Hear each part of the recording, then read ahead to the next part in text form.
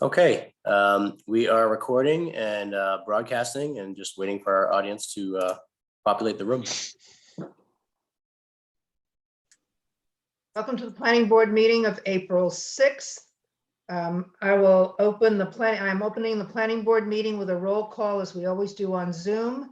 And then we will begin with a joint public hearing with the City Council Planning and Development Committee, and they will, their chair will open their meeting.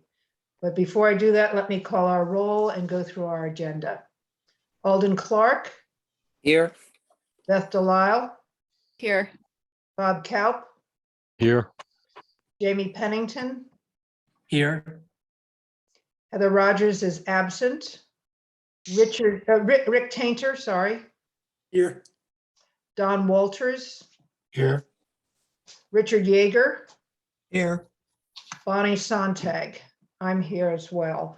As you see, we have a new member, and I will defer Richard's introduction to all of us until we begin our general business after the joint public hearing. But he is certainly welcome to chime in on the joint public hearing, which will be our first order of business.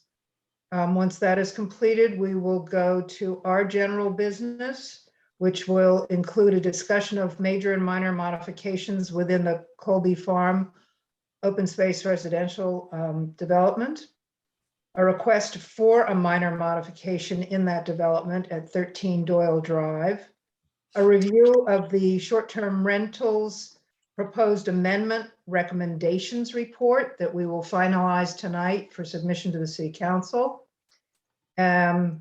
approval of minutes, and other updates from the chair or the planning director. So at this point, I will hand it over to Councillor Cameron to open the planning and development portion of the joint public hearing. Thank you, Chair Sontag. My name's Ed Cameron. I'm the council chair of the Planning and Development Committee, and I'd like to call to order the planning and development portion of this committee. And just probably following with remote procedures, I'll do a roll call for our two members. So I am here and present. Councillor Wallace. Here. Thank you. Councillor Preston. Present. Thank you. We're also joined by other councillors who are not members of the committee. I believe Councillors Vogel and Wright are in attendance, as well as Council President Shand. At this point, I think I'd like to turn it over to President Shand for a little bit of an introduction. She was one of the three sponsors of this zoning ordinance change. Sure. Thank you, Councillor Cameron. So this came about last year when we had a business in Boston that wanted to move its operations to the industrial park, specifically for the seafood handling aspect of the changes. The one that was added to it was the marine repair sales piece that was, I think, shipbuilding repair at the bottom.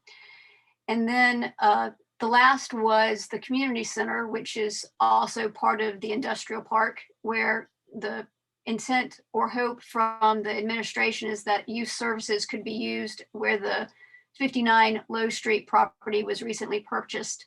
For that design to go forward, the request was for the zoning change to be updated as well. So in the spirit of efficiency, since the Planning and Development Committee has to do joint hearings with the Planning Board to do these zoning amendments, it seemed right to try and get all three into, because they're all in the industrial park, all three at once. So hopefully that sort of clarifies the intent. I appreciate there are two different aspects to it, specifically the marine use and then the community center, but it was all under the premise of trying to be efficient with doing a zoning change in the industrial park.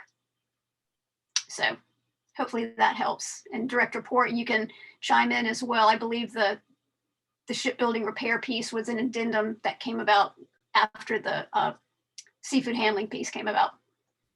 Thank you, Counselor. That's correct. And the Council President's given a pretty good summary. As she mentioned, there are really three elements of this. Jennifer Blanchet, our zoning administrator, is here as well. What we were trying to accomplish here was a couple of language cleanups, terminology or titles of uses. As we were adjusting these three particular elements of this amendment, as Councilor Shan mentioned, the idea was recognizing that there were three particular items to be addressed within the business park districts. The idea was to package it in one process, mainly because as some of us have seen over the years, there's a lot of process involved with amending zoning ordinances, even if you're tampering with one section. So the idea was to do this all through one process. As Councilor Shan mentioned, there was a request for a specific business in the business park. That's the seafood processing, which is on the second page here. On the first page, you'll see the community center use. When that use was originally established, that was actually added to the ordinance just prior to the community center being placed where it is now, near the Bresnahan School. At that time, there was it seemed to be from the administration, there was a preference to only tinker with or propose the R2 district. And that's the reason why, or the only reason why I would say that you see P or permitted in the R2 district and nowhere else. As you can see from some recent discussion, there's been a desire to have the option to place a youth services or community center use elsewhere in the city. In this case, this would be technically in the business park, even though there's been discussion of a low street location. So this would accommodate that, would accommodate the seafood processing, and would accommodate the storage of boats. It does not address the sort of retail sale of boats in the business park per se. Rather, it would allow folks to store those boats. And essentially what that provides is some flexibility if we are going to have, for instance, for example, further waterfront development. It might be desirable for the city to accommodate the need for boat storage elsewhere in the city. So that does not, we're not harming one area of the community's needs with another. So that was something that was suggested in conversations with the zoning administrator, so that we take that into account in this package. And so as the council president mentioned, there are three elements of this. And there was a desire amongst the sponsors to kind of do this as one package.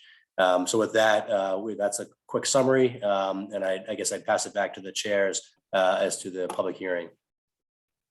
Thank you very much. We'll go to the planning board members first for clarifying questions. And let me just finish out with the rest of the process. And the counselors then will have their chance to ask for clarifying questions. So we have all the information we need to make the decision. We will then call for public comment. And after that, it will be back and forth between planning board members and counselors to ensure that we make consistent use of the information we have. It will be finalized with a recommendation from the planning board and decisions following on that, if any. So let's go to the planning board members first. Any questions at all you have for Councilor Shand or Director Port or Jennifer Blanchet, the zoning administrator, relating to these changes and proposals. I see Don Walters. Yes, thank you. One question with respect to boat storage. What is the maximum height for boat storage? Would it be the same as the maximum height for a building? And if so, would I be correct in assuming that you could have what you see at sometimes these multiple levels of outdoor storage and they're stacked 2, 3, 4, 5, whatever would be the maximum height? Would that be permissible here? Don, I'm just pulling up and checking the dimensions. I don't know if Jennifer is able to speak to that at the moment. I'm just pulling up the height just so we can confirm that. That would be Thank very you. helpful because we are in fact making a slight change to boat storage where we did not specifically acknowledge indoor rack storage or stacked outdoor boat storage.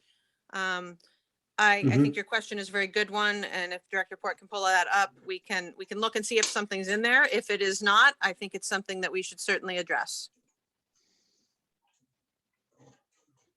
Yep. So the height limit there is 35 feet for that category of use, which is 701 in the list in the table. I believe Okay, it's thank- 71711, isn't it? It is 7-Eleven, yes. 711. Oh, sorry, 7-Eleven. Sorry, my apologies. 35 feet. 7-Eleven. Sorry. So that, no, my apologies. That is actually 43 feet. Oh, good. I think. Yeah, odd to have a 43, but as opposed to 45 or something like that, but it's 43 feet. Don, do you have any follow-on comments on that? I would just ask, we would consider a racking structure similar to a building then, where I'm coming from. I wouldn't want someone to put something even higher and say, well, it's really not covered. It's not a building. It's open air. It's just some type of like a scaffolding, so to speak. And perhaps there would be a way that they could even make it higher. That would be my only other thought. Structures, not just covered buildings, but structures are in fact covered within the setbacks and other dimensional controls. So at least in my role as zoning administrator, I would interpret the racked storage to have to follow the guidelines for height, but I certainly think we could clarify that in this modification. Well, thank you. That's all I have, Bonnie. Okay, thank you. Alden, Hi, yeah, a couple questions. It appears on the list that marine manufacturers has a change in it such that the N is crossed out and it's a P now in the medical area. Is that what's intended or is that a mistake? Under 705 marine manufacturing?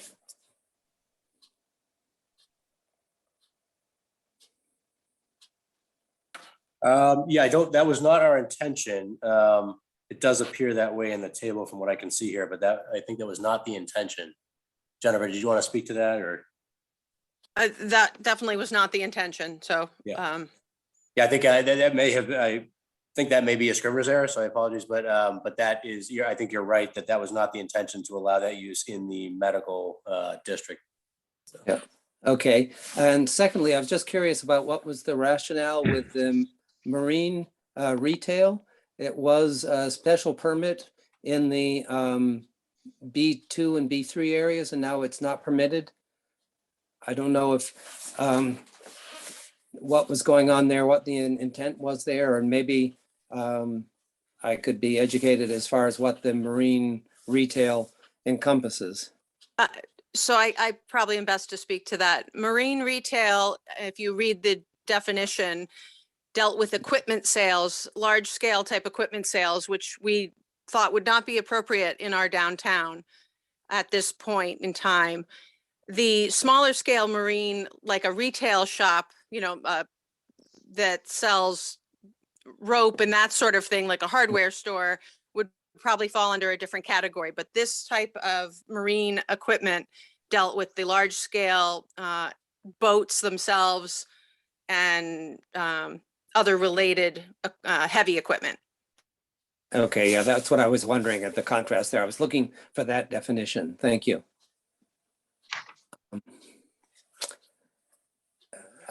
Okay, and similarly, just on the, I was looking for the definition of community center. Is there a definition in the?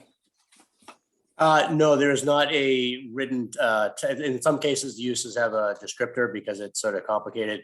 In this scenario, there actually isn't a written description of that use. It's just understood to be, for instance, whether it be the senior center or youth services, any other community facility would generally fit in that category. But obviously, if there was some question about that for uses we're not talking about right now, community center, senior center, I should say, and youth services, we'd have to, take a look at that. But generally speaking, both of those types of uses would be considered community center under the title. Right. And so, for example, the Firehouse Art Center, is that considered a community center or does that fall into a different category? No, I'll defer to Jennifer, but I think we treat that differently as an assembly. I think different a theater assembly use. Yeah, because I was looking to see where that use fit in, and I wasn't sure where it is. Just if something like that came up again, because currently that's in the WMD. Yeah, and if I'm not mistaken, I think it says municipally run, which would negate the firehouse, if you will, even though it's owned by the city. that is the key distinction there, is the municipally run as opposed to, so a community center may include some assembly space, but the Firehouse Center is privately run and would definitely not be qualified as a community center. Okay, Yeah, if I could just to clarify, well, there isn't much of a descriptor in there. It says municipally operated community center or senior center. So, okay, That is thank you. all? Okay, Yeah, thank you. Rick? Yeah, I'm going to go back to Alden's question about marine retail because I think there's a little confusion. The item that Jennifer referred to, which is marine equipment sales, I think, is 703, but Alden was talking about 709, and that's described as marine-related retail, such as seafood, ship chandlery, which are primarily marine or fishing related, and only in conjunction with a marine-dependent use. So if it's only in conjunction with a marine dependent use, it seems to me it should be along the water. And so what's happening here in the proposal, and I just want to understand this, is we're now allowing it in B1, which is, I think, Story Avenue and the Route 1 circle, and prohibiting it in the downtown. But I think the current uses are more correct, unless I'm misunderstanding it, because it has to be associated with a marine dependent use. And I don't think there are any marine dependent uses in the B1 district. So if you wanted, for example, to have something relating to fishing or in the downtown, sales of whatever, like Hudson's, what's there now, you wouldn't be able to do it under this zoning. So I want to just clarify what the intent is of this. Again, it's not the big stuff, it's the small stuff that we're talking about. Jennifer, did you want to speak to that? I would actually like a moment to pull up the definitions myself of those two things, Rick. Yeah, good.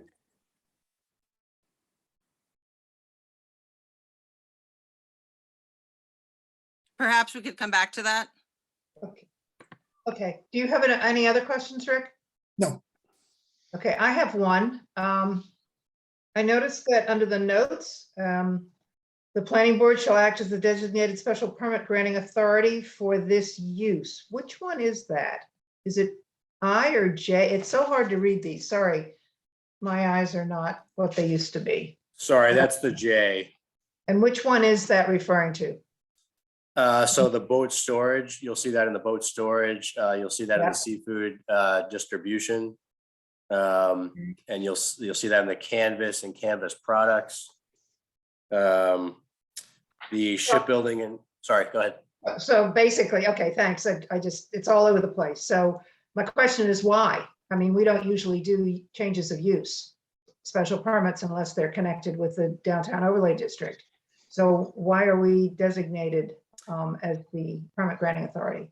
Well, it's a great question. I guess in general, the assumption we had here was given that the planning board is most likely to deal with site plan approval and other things in the business park, that it would maybe make sense rather than having the ZBA grant the discretionary permit to have the planning board handle that as well. So that there aren't applicants aren't being sent to two different boards for the same project. I don't know if Jennifer wants to add anything to that. I don't have anything to add. Okay, so let me just clarify. The other uses would not necessarily, oh, wait, are they all J's? Where it's a special permit? Just about. So you're saying that we're involved because I agree. If it is going to involve site plan review, you're assuming it does, and therefore we would be the permit granting authority for one-stop shopping for the applicant. That's right. Okay. Thank you. Rick, you're back up. Yes, sorry, this is related to my previous one. When you go down to marina and related uses, 712, the proposal is to change. Okay, I guess I'm confused. So we're adding an N to this. We're making this changes from P to NP, and so we're prohibiting it in the I districts, and that actually makes sense because these are for in-water uses. I'm just wondering about the I2. I2 is not changed from P to NP. Do we have I2 districts along the water? I2 is Merson. Okay, thank you very much. Okay, so the only outstanding issue was your other question, Rick, that Jennifer was mulling over. Do we have any response at this point? I'm sorry, it was taking me a while to pull up, but the question was between marine equipment sales, correct? Or, No, the question was about marine retail, which we are now prohibiting in the downtown and allowing on Story Avenue, but these have to be associated with a marine dependent use.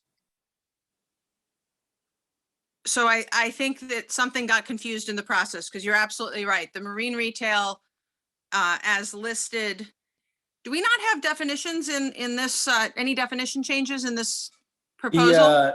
The marine, sorry, for the use 709, the existing definition, as Rick said, includes the only in conjunction with a marine dependent use. Right, and do we not have a proposed marine retail definition change in this zoning amendment? There is not currently, no. Okay. So we may have been caught somewhere between two versions, Rick, and I think that's what's happened. But if it, as it stands before you, that marine retail use would, 709 would still want to occur along the water. And it would simply be the use that includes the sales of equipment and boats that we were intending to allow in the B1. So would that mean that the correct thing is not to make the three changes in that line, which I think makes sense? So, Rick, I guess what you're describing here is that removing the markup that's shown in the row 709 and leaving the existing boxes as they are written in the ordinance today. Right? That's my question, yes. I'm inclined to agree. Yep. That was Yep. the intent. Good catch, everybody. Catches, all of you. Thank you. I don't see any more planning board hands, so I'll hand it back over to the counselors. Thank you, Chair Sontag. Are there any questions from any of the committee members, points of clarity around what we're talking about? I have no questions or comments at this time. I also have no questions or comments at this time. Okay, then. I have a question. So this probably best directed to Councilor Port or the sponsors. So regarding the community center facility, the note there is that it shall be located within 500 feet of an existing public school. Is that just to make sure that it's at that site that we obviously know what this is about, but is that so nobody's going to pop in a community center, further in, in the industrial park, in the business park? Is that? That's the intent. Yes, Counselor, that's 100% correct. We did not see this particular use as being something that necessarily made sense embedded further into the business park, further south, essentially, into the business park. So you're correct. Yeah. That was the intention, to keep it at the fringe or the edge near Low Street. Okay. And just a follow-up question, and this isn't particularly relevant to whether I'm going to vote to approve this or not, but somebody told me that a few years ago, and maybe it was a YMCA, was looking for a site and was looking within the business park, and I don't know, it was deemed, I don't think the council was involved, because I would have been on the council at that time, and I don't recall it. I kind of remember talk of that. Does anyone recall why was that? I mean, would we want to broaden some of those kind of uses in the business park, or obviously separate from this ordinance change, or is that just opening up a whole can of worms? Yeah, it's a great question, Counselor. I guess I would say, from the context that I'm aware of, this is a number of years back, as you recall. I think you're correct that nothing was brought forward to the council per se at that time. It was the YMCA had talked about doing a project or facility embedded in the business park. further in. And there was concern, I think, in addition to anything else that might have been discussed, there was definitely concern from the business park, or certain businesses, at least, if not the business park as an association, about having more traffic generating uses that were not associated with the industrial or commercial uses that happen there. So even though we certainly see some migration of uses along Graff Road or towards the 40R district, there it remains, or certainly we have seen remaining a concern from the business park that we not have really truly customer traffic generating uses like the YMCA would have been, let's say, embedded in the business park. So that was why that that concern, makes sense. Yeah, and I'm aware of other conversations about other types of uses in there and similar kind of scenario. Councillor Preston, you have your hand up. Yeah, hi, thank you. You actually sparked a comment out of me. So as one of the sponsors of this particular ordinance, I want to be very clear that about the intentions as it relates to the community center.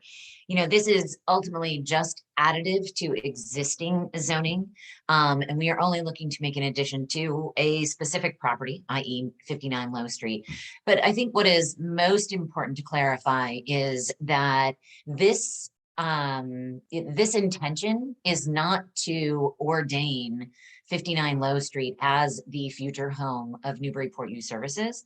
It is simply to create an opportunity so that if the administration down the line were to choose 59 Low Street as the most appropriate home, future home for Newburyport Youth Services, that the zoning exists for that opportunity to happen, since that could not be available to Newburyport Youth Services under the current existing zoning. So I just want to be very, very clear that nothing about this says that Newburyport Youth Services will go into 59 Low Street. It is simply creating an opportunity so that 59 Low Street could possibly in the future be the home of Newburyport Youth Services, but is not defining it as the future home. All I wanted to say. Okay, thank you, Councilor Preston. So this is, it's a joint hearing between the Planning and Development Committee and the Planning Board. So it's not posted as a committee of the whole. And I know we do have a number of councilors in attendance. And I just want to say before I allow one who has his hand up that, you know, if all wanted to speak, at some point we're going to be breaking a quorum. So we're not going to do that. But if Councilor Vogel had his hand up, and if you want to speak or ask a question, Councilor Vogel. Thank you, Chair. Actually, my comment was simply to really echo Councilor Preston. Again, with my name on the as a sponsor, we had discussions about this with Andy Port, and I think that what really needed to be said. So I appreciate that coming up. It was well spoke. Thank you. Well spoken. That being said, I do have one question regarding the seafood handling distribution. May I ask that question then as well, or is that all right? Certainly. Go ahead. Go ahead. So I mean, if I know Councilor Shand, you know, has brought this along. I was wondering if, you know, I think we talked about this a little bit, but could you comment just a little bit more about this? As this is starting to make its way through the community, I get a lot of questions about smells.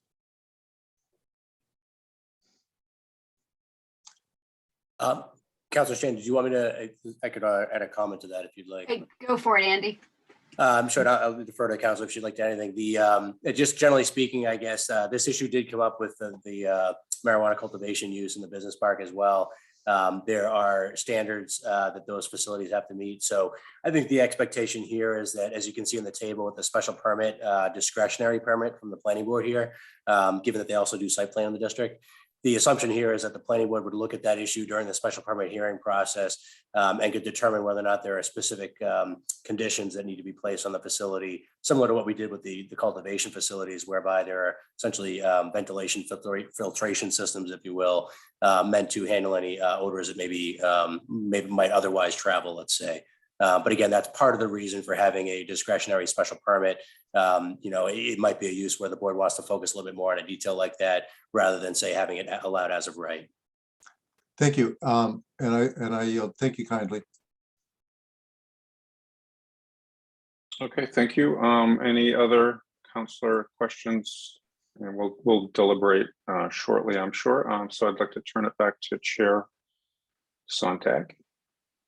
Thank you. We will open now for public comment. If you'd like to speak, please state your name, your address, and limit your comments to 2 minutes, please. And Andy Port will call on you.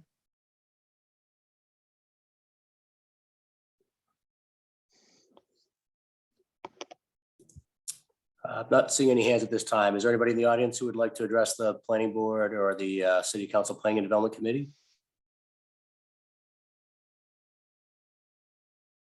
Okay, not seeing any hands at this time, chairs.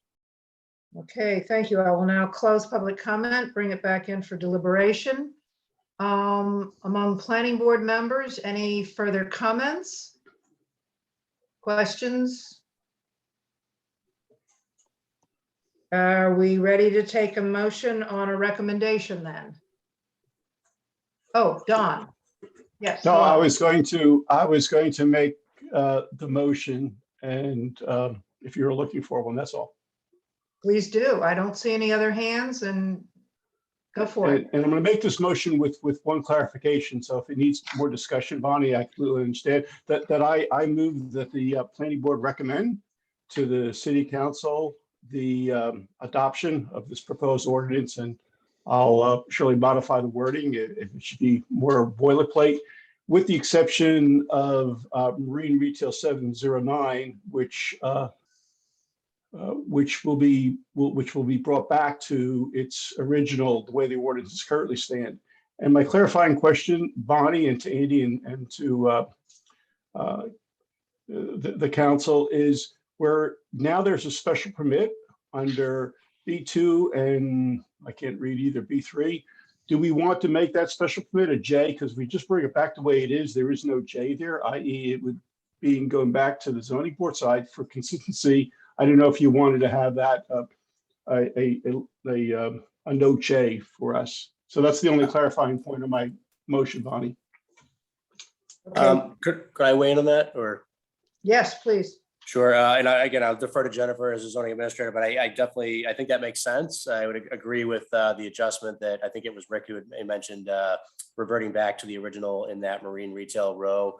And then I think Don makes a valid point that would probably behoove us to also add that J to the existing SP or special permit category, just to make it clear that it wouldn't be an applicant sent to the ZBA and the planning board at the same time for that use, but rather one board, in this case, the planning board. I don't know whether or not the motion to approve was also intended to incorporate the change on the first page for marine manufacturing in the M district, which I think we agreed we would just remove the cross out of the N there. So it's still not permitted in the medical district. Is that, Yes, is that sort of a friendly amendment, if you will? Okay. Yeah, add that Yes. as well. Thank you. Yes. Okay, so it seems like you've got all the notes there. So as amended, do I have a second? Second, Rick. Okay, we'll take roll for approval of the recommendation. Alden, Yes. Beth, Yes. Rick, Bob, Yes. Jamie, Yes. Rick, Yes.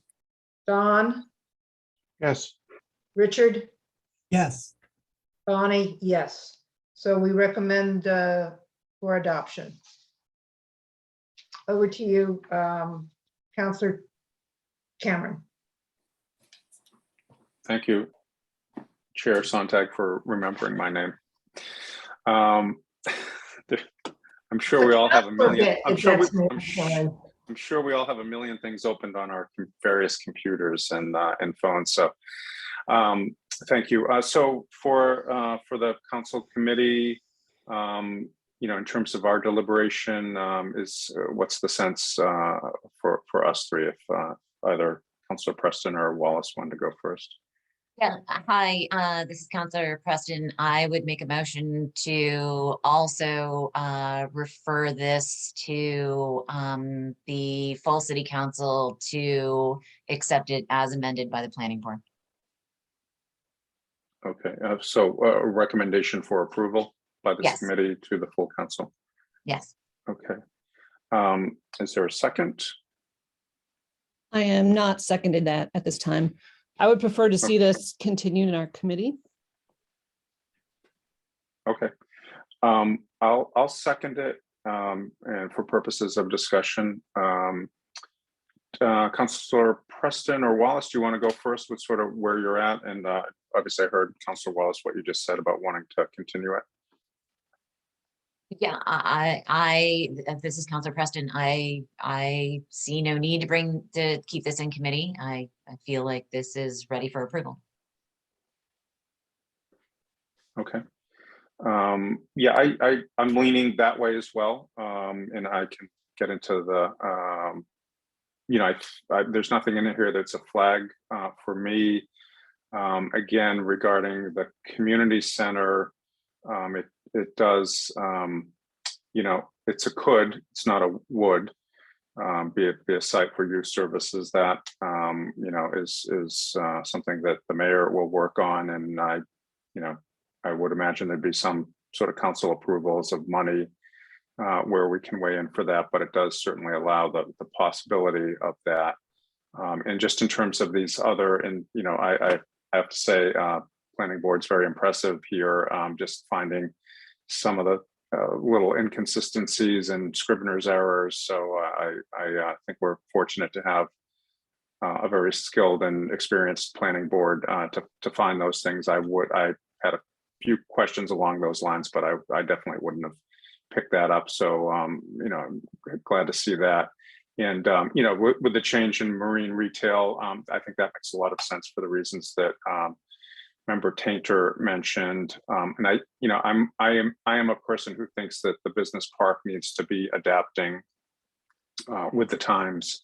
And you know, if we've got businesses that could be located in there that are going to be safe and a good fit with the rest of the business park, I'm certainly in favor of that. And so for those reasons, I would favor moving forward. So Councilor Wallace, do you want to make your case? Sure. I just generally, you know, prefer more than one meeting for something like this, especially with the history of Low Street, and also just to give the public time to understand what's happening here. If somebody wants to submit comments, and there's a lot of pieces that still need to be put together. I just feel it's a bit rushed. And personally, I would like to do a little more research on community center, some of these marina uses. I just think it can't hurt to have another meeting on it and give everybody time to fully understand, you know, the implications. So that's all. Thank you. Okay, thank you. So, you know, with that, so we've each spoken our piece. Is there any other deliberation on this? So we do have a motion made by Councilor Preston, and I did second it. Councilor Preston, do you have anything you want to add? I have no further deliberation, no. Okay, yeah, I would just, Councilor Wallace, certainly respectfully, you know, understand what you're saying. I do think that, you know, if we bring this forward to the full council, it does, gosh, I feel like Rip Van Winkle and can barely remember how any of these processes work. I mean, we are still there will be two votes, right? So there'd be a first and a second vote by the full council. I think, you know, not hearing much questioning here, that's fine. That doesn't necessarily mean there aren't questions in the community or things that each of us may want to research further. I think bringing this to the full council, again, people who aren't part of our committee will get a chance to weigh in, ask their questions. And, you know, I do recall from my first stint of duty of 10 years that a lot of times things will get, you know, they'll get passed through a joint hearing with the planning board, and then the real deliberation will happen on the council floor. So I think there's plenty of opportunities if, you know, if this is brought out for the 11th, you know, and then for the meeting after that, which would be the 25th or so, you know, that's you know, that's a couple of weeks. And this was introduced, I think, in February, right? I should was February 14th. So I'd be in favor of voting this out affirmatively, and then we'll let the full council deliberate on it. All right, so with that in mind, unless there's anybody else have any, Councilor Preston, Councilor Wallace, anything else to add? We'll just, call for- No. Okay, thank you. So we'll do this alphabetically. All those in favor of the motion on the floor, which would be to refer this with an approval from this committee to the full council, Councilor Preston. Yes. Okay, actually I should, well, chair always goes last. Councilor Wallace. No. Okay. Councilor Cameron, me, I will vote yes. All right, so we'll report this out to the full council with a 2-to-1 vote from this committee, and then we'll let the council have at it. So thank you both, and thank you for those in attendance. So I'd like to make a motion, or if somebody can make a motion to close the City Council's Planning and Development Committee portion of this joint hearing, and then we will let the planning board continue on its merry way. We certainly may be lurking and listening. Some of those topics are of interest to us, but is there a motion to close our portion of the public hearing? Or a motion to adjourn. Second. Okay, so that's a motion to close the hearing. Yes, sorry. And adjourn. It's probably all the same thing. Okay, all those in, we'll do a roll call just because we're all kind of remote. Councilor Preston. Yes. Councilor Wallace. Yes. Councilor Cameron, yes. Okay, so we'll close our portion, and thank you, Planning Board. We'll turn it over back to you. Thank you very Chair much. Sonntag. Thank you. Yes. Have a good rest of your evening if you are Thank you. leaving. All of you. Or We're not asking you to leave. Please stick around if you'd like to. We're have a going to nice get. evening, whether we stay or not. That's right. Thank you. Thank you. We will move on to our next agenda item. It's a section called General Business. There are no public hearings, and therefore we won't be calling on the public for comment, just to set the stage. As I promised, I'd like to introduce our newest member. Bit awkward on Zoom, but we've done it before, and hopefully this will be the last time we have to do this. I've asked Richard just to say very briefly who he is and what he brings to the board. And then we'll go around as we did with Jamie and just say who we are. And he gets to not be the last newest member. So Richard, why don't you say hello? Good evening. This is Richard Yeager. I'm very delighted and very honored to be a part of the planning board, and having been voted in and nominated last couple weeks. And I'm a registered architect, but I also serve as the director for campus planning and university architect for the University of Massachusetts Amherst. I was also a resident of Boston for 30 odd years, and for 12 of those years served as a commissioner with the Boston Landmarks Commission. And I have a specific interest in historic preservation, as well as in my current role at UMass, a lot of responsibility associated with acquisitions, real estate, overall planning, as well as new project development. And I'm happy to be here, happy to be a part of this. And we are all very happy to have you. Number 9, we are a full board now. And so we'll go around, let's go backwards for a change. Don, why don't you introduce yourself? Richard. Sure. Hi, Richard. Been on the planning board for 12, 13, 14 years. Background is primarily in the energy sector, in development of those energy facilities. And welcome aboard. Thank you, Don. Rick, because he was part of the interview process, and we all know Rick, so we'll move right along if you don't mind, Rick. Jamie, you're next. So nice to meet you a second time. I am the next newest member. I'm an architect by training, and I've spent most of my career doing permitting work and real estate development. I have for the last 7 or 8 years focused mostly on affordable housing and affordable housing finance. I work at Beacon Communities, which is in Boston. And I've lived in Newburyport almost going on about 20 years now. So nice to meet you again. Nice to see you again, Jamie. Bob,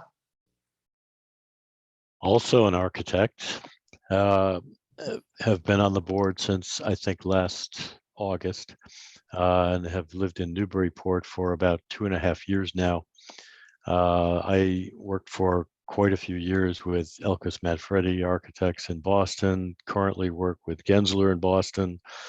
In between, I was overseas in Morocco and the Netherlands doing urban planning and corporate facilities in the Netherlands. With Elkus Manfredi, worked on a number of preservation projects with Emerson College, the Majestic Theater, Paramount, and some of the other adaptive reuse projects that they did in the theater district. So welcome to the planning board. Hope to meet you in person very soon. Same, Robert. I'm sure Thanks. we have a lot of mutual contacts. I think we might, yeah. Professor, yeah. Beth, Hi, Richard. Welcome. I'm Beth Delisle. I'm an environmental and land use attorney. I'm currently practicing at a small firm in town. And I've been on the planning board for, I think maybe it's been about 3 years, but COVID times, it's hard to keep track. So yes, welcome to the board. Nice to meet you. and Alden. Hi, welcome, Richard. Alden Clark. I have been on the planning board just coming up on 2 years, so one of the newer members, I guess. And I lived in Newburyport for 5 years now. Previously, I lived in Boston for a long time. And let's see, so I mentioned I'm in the South End in Newburyport, and always had an interest in planning. I have a computer software background and a legal degree, and I've always been interested in planning. But it's good to meet you and welcome. Hopefully, yeah, I've only been involved in the Zoom world as far as the planning board, so it'll be good to meet everybody once this comes to an end. I would agree. Great, thank you, everybody. Speaking of coming to an end, we are holding our breath for a face-to-face meeting, either at our next meeting, the end of April, or the first meeting in May. And that'll depend on technology and setup and so on. So we're getting very close to seeing everybody in person officially. Okay, we will go to our first order of business. It's actually the first two. It's listed in the agenda as a discussion of major and minor modifications within the Colby Farm OSRD project. And then there's a request for a minor modification at 13 Doyle Drive. That request actually brought up a bigger issue about how we want to handle alterations and additions in this very compact, planned to be compact development. So my idea is that we start with the actual application. I know the owners might want to speak, but I'm going to have Andy present it. There are two pieces to it. There is a request for a minor modification to add a soak pool. Chair, oh, sorry. Chair Sundog, sorry. It's my understanding the applicant is expecting a continuance of this to a later date. So it leads you perhaps to your larger discussion with perhaps this as an example. So do you want us to continue this or continue both of these discussions to a later date? I'll leave it to you. I guess my thinking is it might be beneficial for the board to have at least a brief discussion tonight in advance of that formal request being taken up. I think our thinking was generally that if you had a discussion about how the board wants to handle modifications for OSRDs, again, with the context, recognizing that these OSRDs, these open space residential developments have a flexed or reduced lot sizes and dimensional standards, various, particulars, whether it be the Oleo Woods project or this Colby Farm project or the Evergreen project, all of them are open space developments. And so I think our thinking, I guess, was that the board might benefit from the discussion about how you'd like to handle modifications and what sort of major, minor, what might be acceptable, and how you'd like to handle those before the individual request. And so that's why we had sequenced the agenda that way. If you'd like to postpone both discussions, that's fine, but you may benefit, if you'd like, from having a discussion in advance of dealing with any formal request with this one being postponed. No, it's fine to go ahead and have the discussion. I kind of like the idea that they're separated because it would have tied up the applicant in a discussion on the planning board about how we want to operate in the future. And I don't really like to do that because they should be able to come in, have their application heard, reviewed, and decided on as efficiently as possible. So we'll talk about continuing that afterward, but since you've already started, I would like you to make it a little clearer, especially for new board members who have not been involved in making these kinds of decisions around this type of special permit, what the issue is, because I know it has caused a bit of consternation with the staff. And there are some future issues for the planning board. For example, what's something that we really need to hear, and how that relates to this type of development. And this is just an example. We have several of these around town, and whether or not we think that it's something that should always come to the board or give the staff some discretion up front. So if you just lay out the major issues, or what an OSRD really is and how these requests for modifications have raised issues for the staff. Sure. Thank you, Chair. So, again, I'm happy to answer any other questions or elaborate, but in summary, the issue that Bonnie, the context, I guess, that Bonnie is alluding to is, again, this is just an example for those members who weren't here at the time this OSRD was approved. This is just a schematic layout, sort of a simple way of looking at it.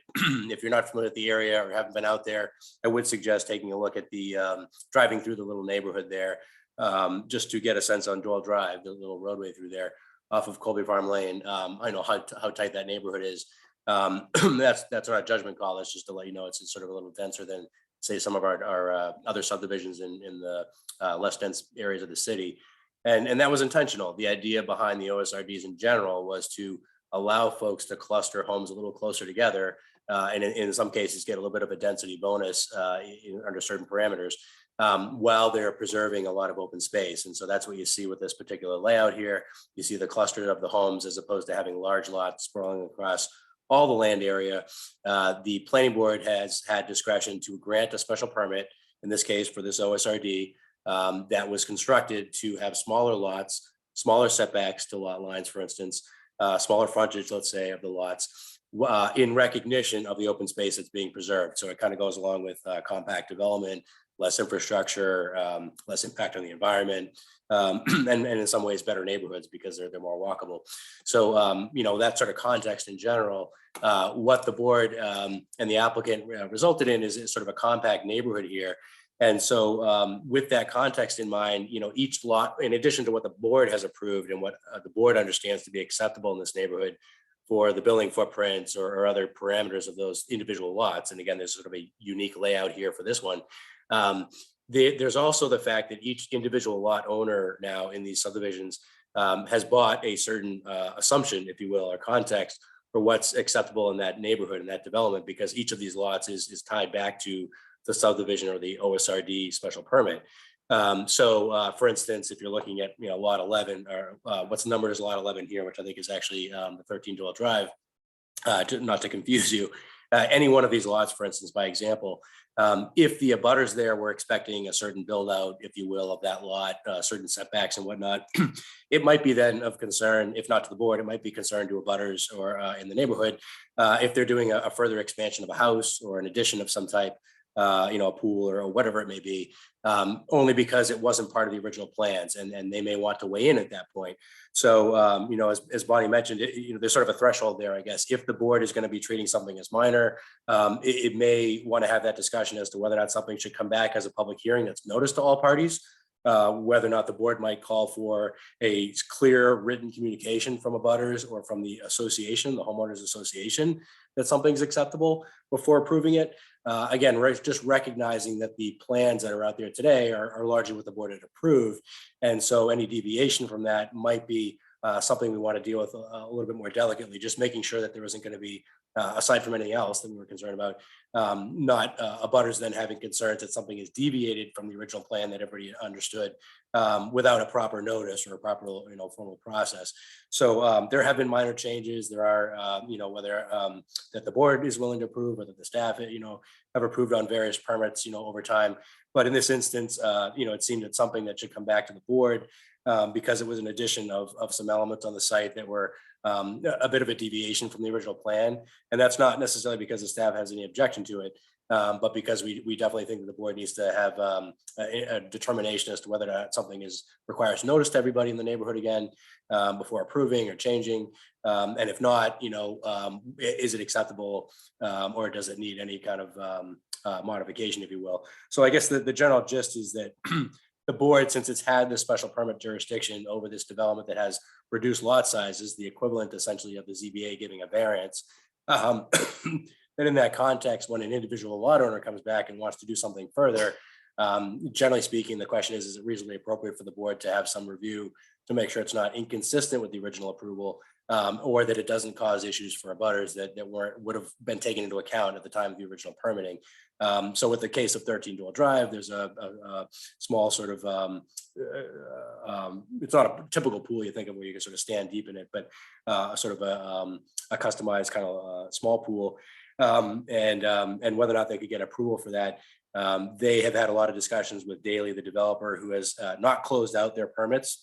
They have some punch list issues from the city on the roadway construction and drainage, a few things there, and the Conservation Commission as well. So Jennifer, myself, Caitlin, and Julia Goffredson, the Conservation Administrator, we've all been in communications with this particular applicant for 13 Dual Drive on the request, as well as the developer Daley, who did the original project in recent weeks, trying to make sure that they resolve the punch list issues that we had given them in November of last year.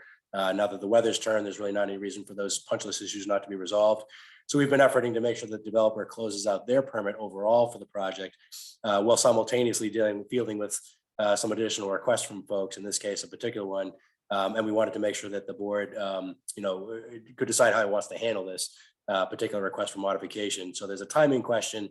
I guess I would say in general, for example, if the board felt comfortable with this one on 13 Dual Drive, there's a relationship to the Conservation Commission approval, which isn't closed out here.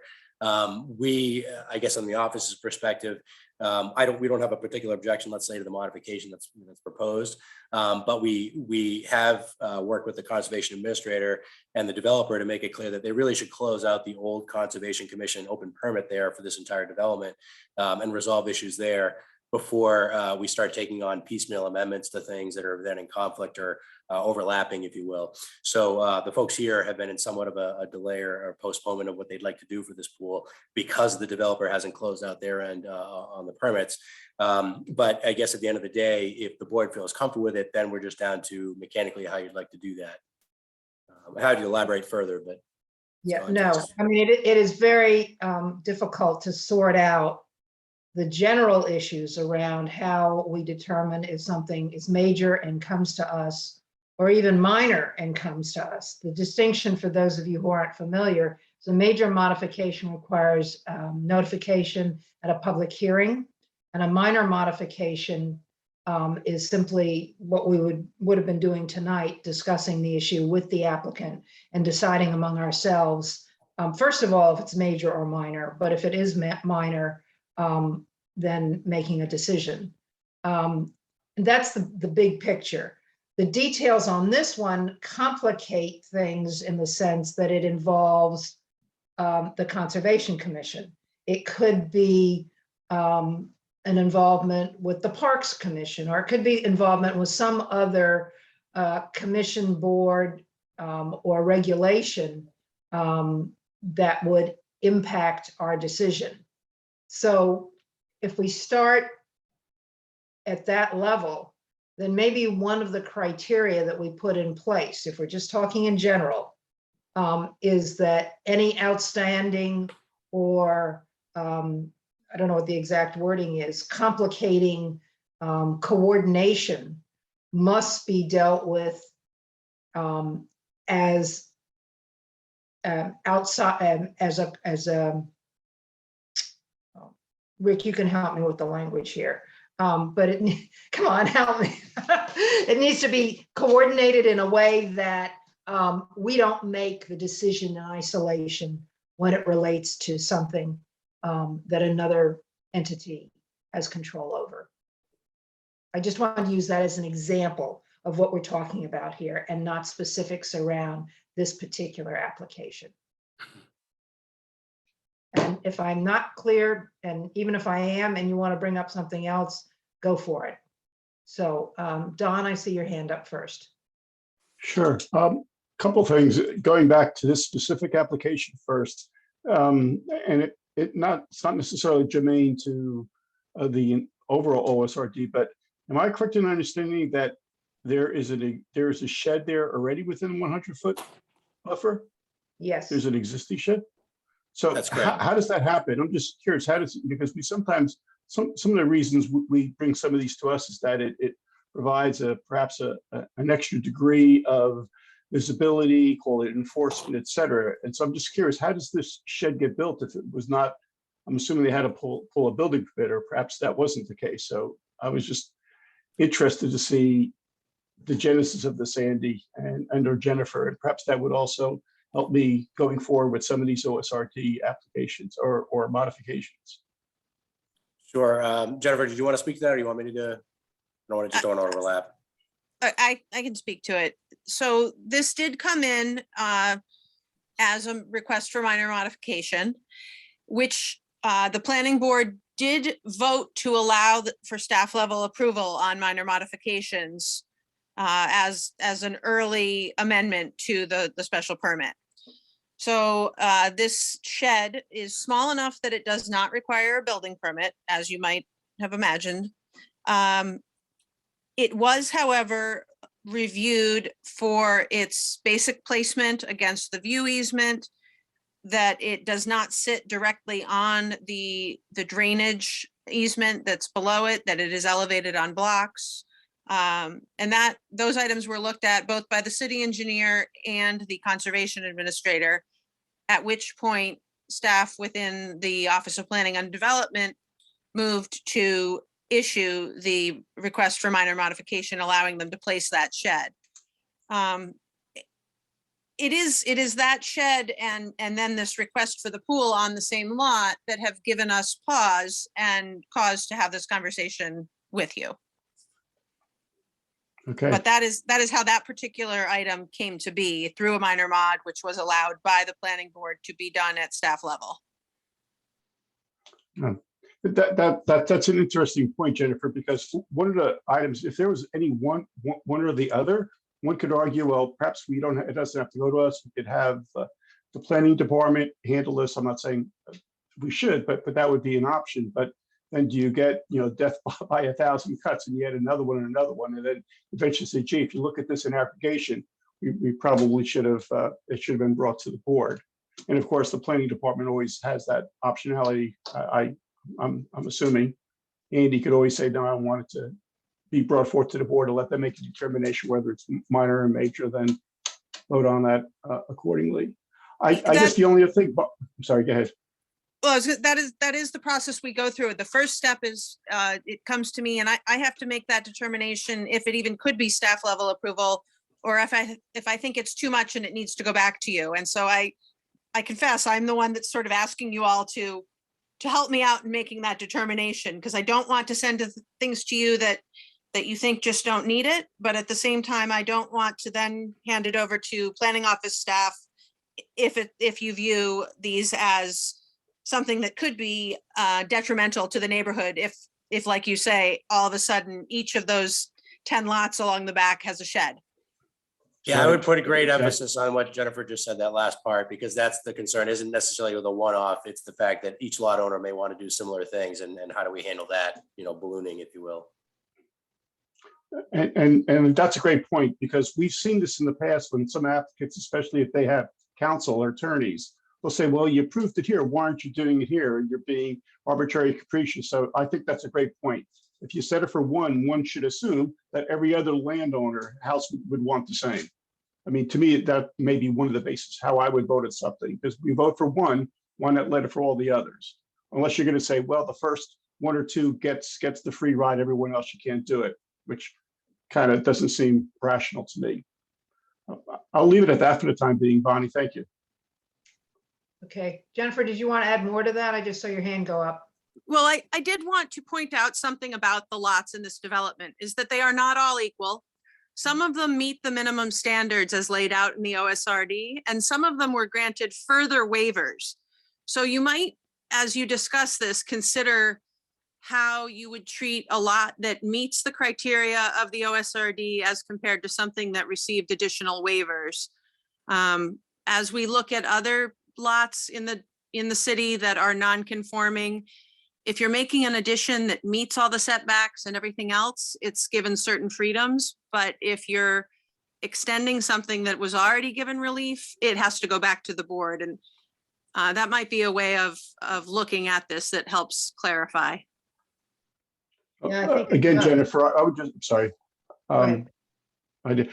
Again, I think Andy brings up a good point. I see this shed, and even if every one of these lots were conforming, when people came into this, and I guess one could argue the HOA it probably has the covenants there, and one could argue why doesn't the HOA put some enforcement? But aside from that, each one of these individual homeowners bought something with an understanding, at least at the time they purchased the house with the special permit. Here's what this would look like, and if I'm sitting on the other side, my backyard faces it, I'll see the house, but I'm not going to see other pertinent structures there. So it seems to me that even if the lots were conforming, I think we still have to take it into account some of these items that violate or are asking for an exception to what we initially permitted. Because otherwise, in the future, then we should provide some option then to say, yeah, each house can have a shed or something like that. And as we learn each time we do an OSRD. But anyway, I'll leave it at that, Bonnie. Thanks. Actually, to that point, the OSRD decision said there is a view easement area that allows in-ground pool, a split rail fence, and an accessory structure less than 100 square feet in size and not more than 10 feet high. So that was in the decision. So that doesn't talk about where it's located. It just says it is allowed. So that provides the context if then someone comes in and wants to put something that meets all those criteria, but in a position where you just described might conflict with someone's view. So the point you mentioned about the homeowners association providing a letter of support or not, I think should also be included in the criteria. So I would add that to the list of whatever we want to put in place to determine whether it comes to us or the planning staff, because we would both use the same criteria. So let's move on to the only other hand I see is Rick's. Okay, thanks. I think there are a number of issues here that are overlapping, but they're really distinct. And I guess the first one is when you look at this site plan, the subdivision plan, you see that the even numbered lots are, this is I think what Jennifer was talking about, the even numbered lots are very small relative to the size of the buildings on them, while the odd numbered lots are, closer to something that actually has a yard and so forth. And I want to begin by saying I think this was one of the very first applications that I voted on as a member of the planning board. I came on the board a year ago this Saturday, 3 years ago this Saturday, and this was approved, I think, in August. So I was kind of fresh to this at the time when I voted on this. And one of the things that when I looked at the plan and imagined how the development was going to happen, I saw that drainage easement that cuts across the bottom of the odd numbered lots. And I thought my impression was that was because my experience with drainage easements is that they're usually not built upon. And so I thought those were going to be left open. And so the odd numbered lots had essentially the same kind of density as the even numbered lots have. You know, the back part of the lots was really not usable for anything except for lawn and play area and so forth. And so I guess that was one surprise I had about the shed, that, and I probably shouldn't have been surprised. I probably should have known that something could be built in the drainage easement, but I was just kind of surprised by it. So I think we need to have probably more clarity about what we're approving when we approve a plan in this particular case. The second thing is going back to that shed.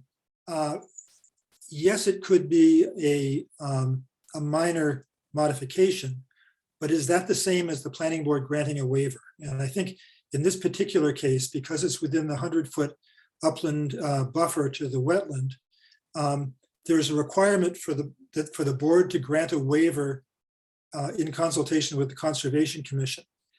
And I guess what we're saying is that the staff, by granting a building permit for it, basically the staff granted a waiver.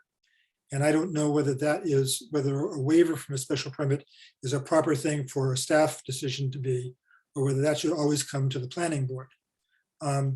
So those are two things. One is the whole question of what are we approving, and is a drainage easement buildable or non-buildable, and how much can be built in a drainage easement. And the second thing is the upland setback. And I think it's specific to this particular plan, but I think this plan is very illustrative of what we could be getting into with other plans in the future. There's so much complexity going on in this plan.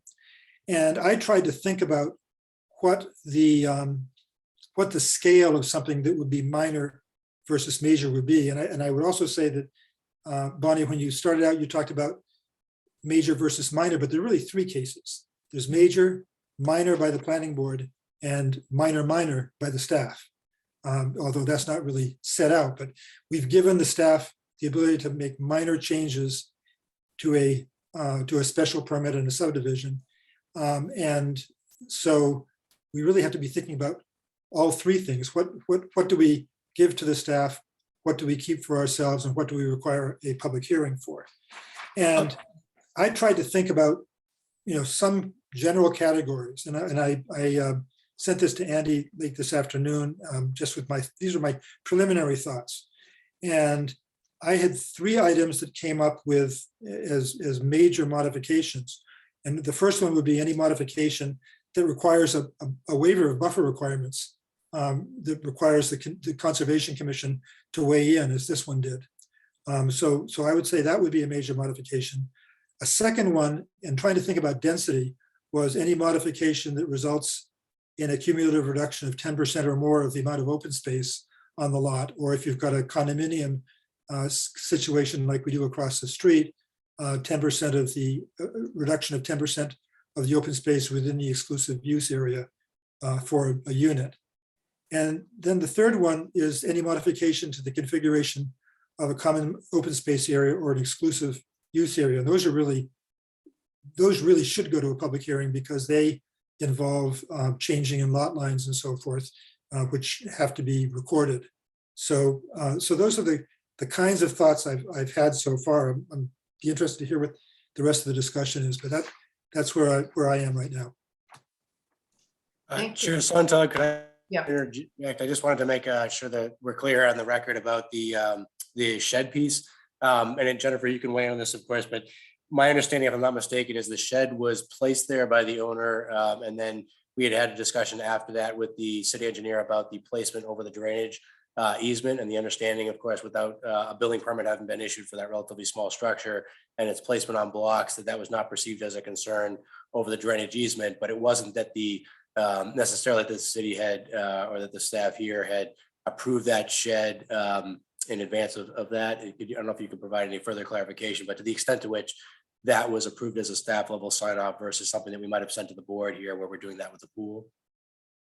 I just don't understand though, why does it make any difference whether the shed's, on blocks or not, that it's still in an area where development was not supposed to happen?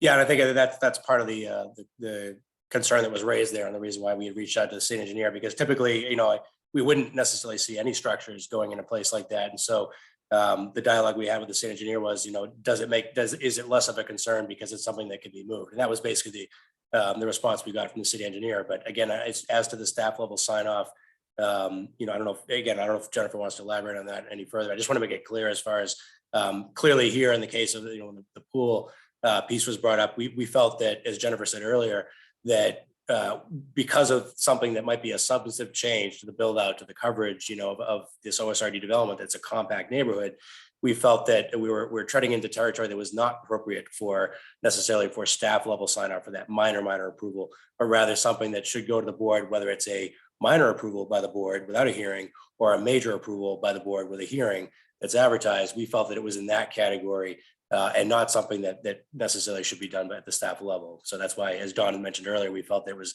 really appropriate that this thing be brought before the board. Yes, and that's good. That's on the pool. Well, this is going forward, and whatever the criteria are, we can learn from anything that we think might have been a mistake, or at least a mistake in process. So that's why we're having this discussion. So we can use this as an example, this particular shed.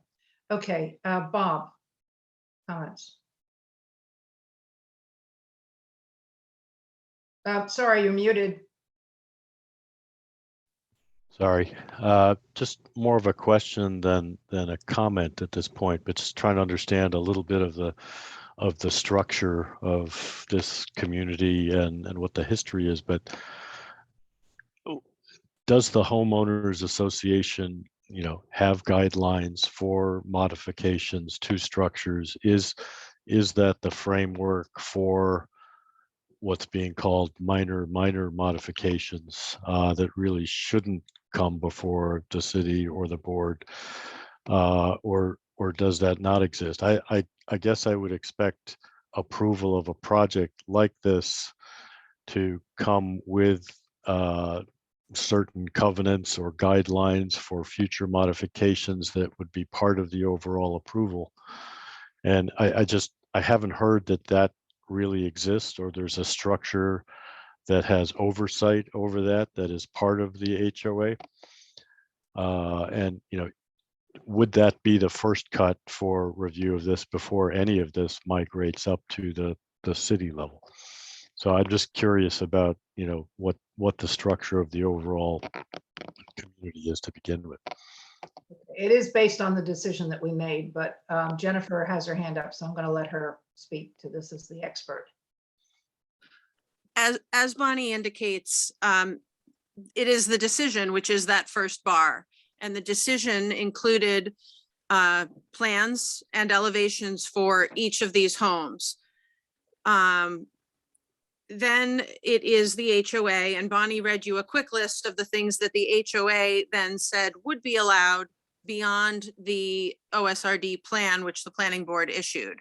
Mhm. And when we take the two of those and overlay them, ultimately the planning board special permit decision is more restrictive than the HOA document. I don't know if that helps, but that's what I have to offer.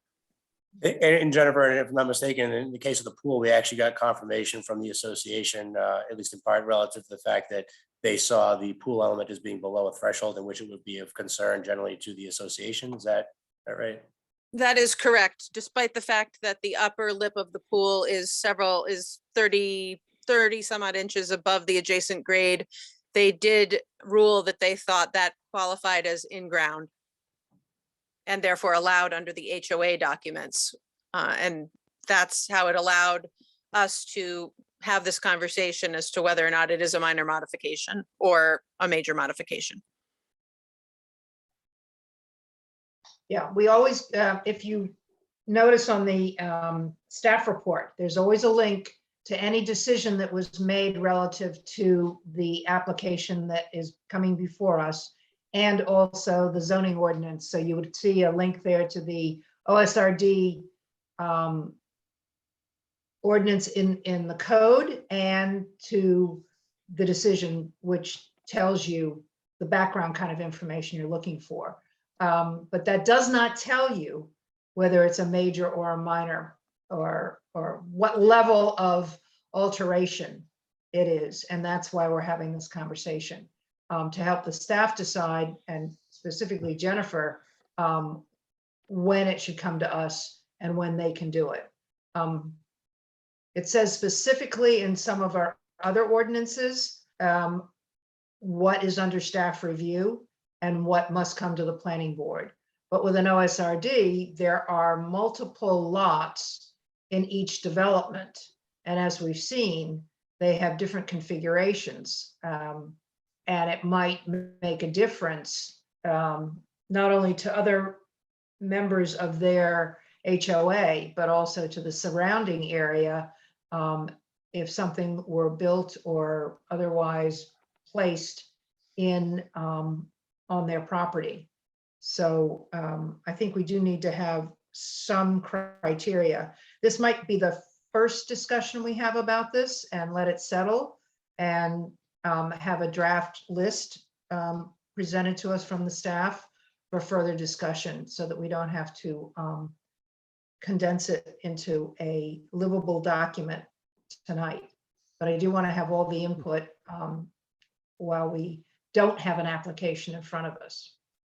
I still see Rick's hand up. Is that a repeat or? No, it's new. New, great.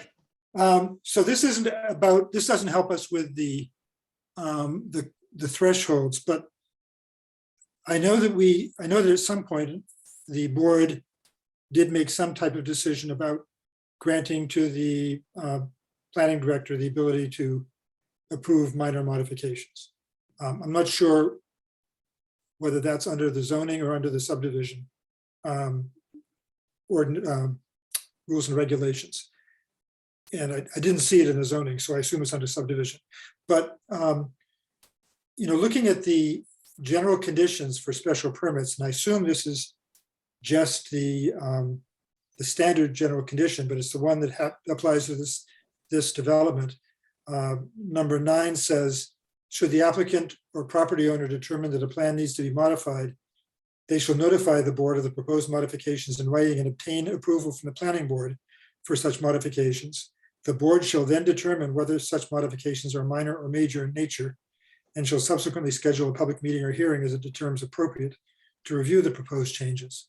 So this is a condition of the approval, not part of our regulations, but is it assumed that because somewhere else we've given authority to the planning director to make modifications, that this wording doesn't really apply, that that they don't have to come to the board?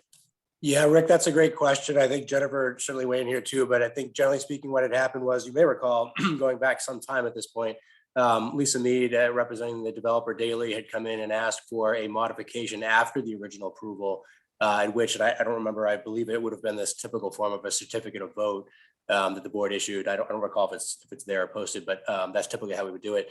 The board had voted at that request to allow that to happen, or to be done that way. Again, we're not necessarily in agreement that that's some of these particular details are necessarily at the threshold that this should be done by staff level approval. But that the board did grant that approval or request from the applicant to modify the original permit and thereby replace or supplement the or override the original language that you mentioned under the permits. And as you point out, not necessarily from the regulations, but underneath the permit that was issued thereunder. Oh, so does that mean that we modified this particular approval? The original approval was modified by a vote of the board. I don't remember the dates at this point, but modified at the applicant's request after the original approval was granted. Oh, okay. Jennifer. I was just going to confirm that it was in fact issued as a certificate of vote, and we can share that with all of you tomorrow so that you have it, have the language before you. And in either respect, like I said, we just did not necessarily feel that it was appropriate for staff level review on some of these, and we felt that you needed to have this discussion, of course, globally and on the particular, not necessarily feel comfortable that the staff would be appropriate here to just unilaterally approve that. Right, but we still need the criteria for making decisions, whether you're doing it or we're doing it. And if the app, it seems to me that if the decision says, if we're going to continue to keep that language in the decision, then all applicants for an alteration are going to have to make an application to us, and we're going to have to make that decision. So That's correct. Yep. Yep. and that's where we are now. It might be safer to leave it that way, but still clarify these criteria we're going to use so that when someone does come in and it's in our mind minor, we can say why. Or on the other hand, what we tend to have more trouble with is if we determine it's major and we need to post it, publicize it, and have a hearing on it, that's when we get a lot of pushback. And we've had that experience in particular with the Evergreen project, but it served us well. And to have the public hearing and the full discussion. But we don't have clear criteria, and I still support having some guidelines there that we use to judge when we will make it a big deal and when we'll make it a little deal, and when we say to the staff, take care of it. Because that piece, the third one, usually comes to the chair and the vice chair. And with the staff, if they're already thinking it's to use Rick's term, minor, we go ahead and let them do it. But if there's ever any question, because of that wording in the decision, it comes to us. And I think at this point, it's safer to leave it that way, unless there are other thoughts on the subject. I don't know if you would be interested in what I would currently feel would be something I would want to send to you, or if you want to leave this deliberation to just yourselves at the moment. Oh, anything you have to help us So think through this, yes. I would suggest that, if something were to come into me, the places that I immediately say, I am not comfortable, or perhaps Director Port, would not be as comfortable approving something in the future, would be items that affect lot coverage, meaning new roofed structures. And I think Rick had maybe a small percentage increase that was allowable, but lot coverage and anything that affects the setbacks as they've been approved, because these are already reduced setbacks. I think if we're talking about small changes to the exterior of the structure, those could be evaluated by staff, meaning a window being moved or things like that. Those do not affect the character of the community in the same way as adding new roof area. Some of the ones I'm less sure on are hardscape surface and things like that, and the pool where they're, they have arguably less of an impact. But I do think lot coverage and setback changes would be two that I automatically feel need to go back to the planning board. And that is, what about decks that are, raised decks that, or maybe not raised, even flat ones on the ground? well, I offer that elsewhere in the city, we have an allotment that says if a deck is less than 30 inches and therefore doesn't require railings, it does not count against the setback. So perhaps you could consider something like that, that if it is a deck that's less than 30 inches and does not have railings, and it has less of an impact and perhaps doesn't need to come back. But there may be, as Rick pointed out, if it's within a buffer zone or would require a waiver. Again, those at this point, now that we're aware of all those buffer zones that we weren't quite as keen, we didn't notice perhaps at the time of that early approval, certainly those would need to go back before you, because there is a reasonable expectation that there would not be built structures within a buffer zone. Good. But maybe that 30-inch rule. Yep, that would work. Okay, so we have at least a brainstorm list of criteria that I think could be pulled together and we could just review quickly or not, depending on what other thoughts they bring up. At another staff meeting, at another planning board meeting, just to clarify these three types of modifications and where and when they get handled by whom. Can we close out this discussion at this point? Anything else? All right, Rick and I will work with the Jennifer and Andy on this list and get it back to everybody. So Andy, what is the request for a continuation? Because we need to vote on that. Yeah, actually, if I could, to be clear, I don't think it's actually something you need to do a continuance of, since it's not an advertised hearing. And in fact, I think what we'll do is just carry it to your next agenda because it's a minor mod. Unless you decide you want to hold a hearing, of course, on where this is going, then we'd have to have sufficient time for notice. But. Okay. That would, so they would be ready by, did they, can you clarify why they didn't want it heard tonight? And then we can decide whether it just needs 2 weeks or if it needs longer. Sure. Well, I don't want to speak for the applicant who isn't here, but my understanding is they'd love to have the approval from the planning board and the Conservation Commission as soon as possible. They were hoping to install the pool that they're talking about before this summer season to take advantage of it for that. I don't want to speak from their end, but from their end, I imagine they'd like to have it as soon as possible. The suggestion has been made, like I said earlier, we discussed earlier, that that Daily first close out with the Conservation Commission and with the planning board relative to the punch list on the subdivision, which they haven't resolved yet. Again, I think they'd prefer to come back at the next possible meeting. Their hope, I think, was that in context was that the board, if it felt comfortable with what they were proposing, that it didn't conflict with, say, the original, OSRD approval per se. That wasn't necessarily going to be an issue for the neighborhood or the abutters. That if the board here was willing to approve that change, that loop could be closed by a planning board approval conditional upon the subsequent Conservation Commission approval, and which something that Rick had alluded to earlier underneath the OSRD regulations. The alternative, of course, is waiting for the Conservation Commission to grant that approval or concurrence and then have the planning board vote.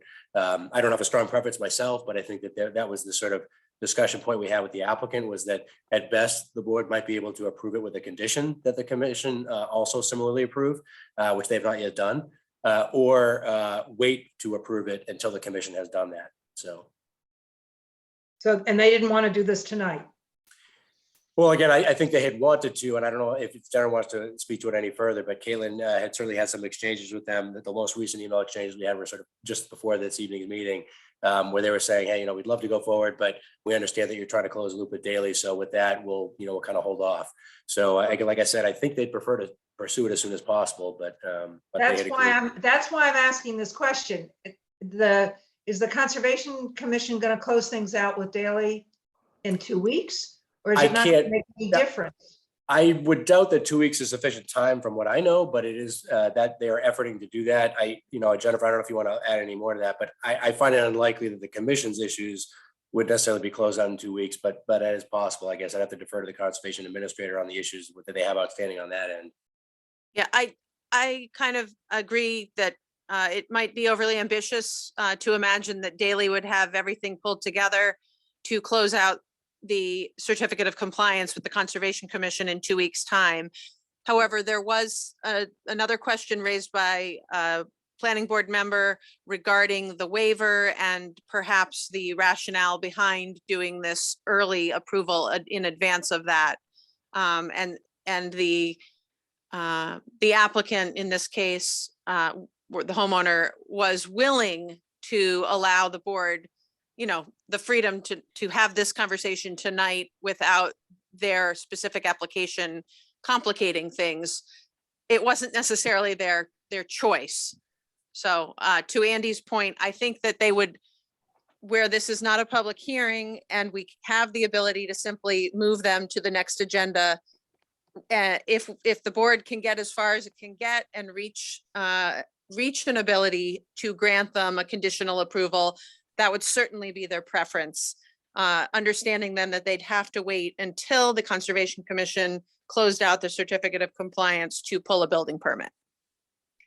So this conversation we need to have now is just whether or not, when they do come before us, would we be willing to have, make a decision conditional on closing everything out with a Conservation Commission? Or do members feel that that's potentially messy and would recommend that the applicant wait until the project is fully compliant with Conservation Commission requirements? That's what's up for discussion now. We're not talking about the actual application itself, but it'll give some direction to the applicant as to when they should be scheduled. Rick. Thank you. Actually, before I answer your question, I wanted to ask, I thought I heard Andy say, or maybe Jennifer, that there are also planning board punch list items still open on the development. Is that the case? Yeah, there's a punch list of issues that we had sent over, I believe it was November last year, to the developer. They had recently, we'd had conversations with them because they had not been responsive to the list, even sort of telling us when they were going to do the response issue to those issues. So we had followed up with them several times over the last few months. They've more recently told us that they're getting out there to take care of some of these issues based on the fact that the weather's changed and they were able to do some of those things. I'm not going to speak to the rationale as to why some of those things aren't done to date. But there were a few things that weren't resolved or were inconsistent with the original plans, or, whether it be a drainage, structure or whatnot. So that being the case, we sent over a punch list that was done in conjunction with the Department of Public Services and the board's consulting engineer, Phil Christensen. That list was provided to them. We didn't hear any response really for a period of time. More recently, we had reached out to them again. The conservation administrator had done the same on the conservation end. Looking for them to close out on that end. And so, like I said, I think their most recent email, I think it might have been today or yesterday, saying, we think we got a smaller list left from that to go, but I can't verify myself that they're, substantially done with that list or that it's resolved sufficiently. That I think I'd have to defer partly to Jennifer and partly to Public Services and Phil Christensen, who are reviewing the adequacy of the work that they've done or the responses to the punch list. I guess my question in relation to the discussion we're having is, would any of that stuff require them to come back to either you or the planning board for a modification to their approval? Off the top of my head, it doesn't. I don't think anything fits in that category. Jennifer, does anything ring a bell there that from your end? I don't think there's anything on that list that would have overlap here. Let's say if that's what you mean. Yeah, I concur. The work on that list, there is some drainage on some of the private parcels, not in this location, however, and then the rest of it happens to be within the right of way, having to do with curbing and signage and the like. okay, thank you. So none of that would be a modification. It's just a compliance issue. Okay, thank you. So getting back to your question, Bonnie, I guess a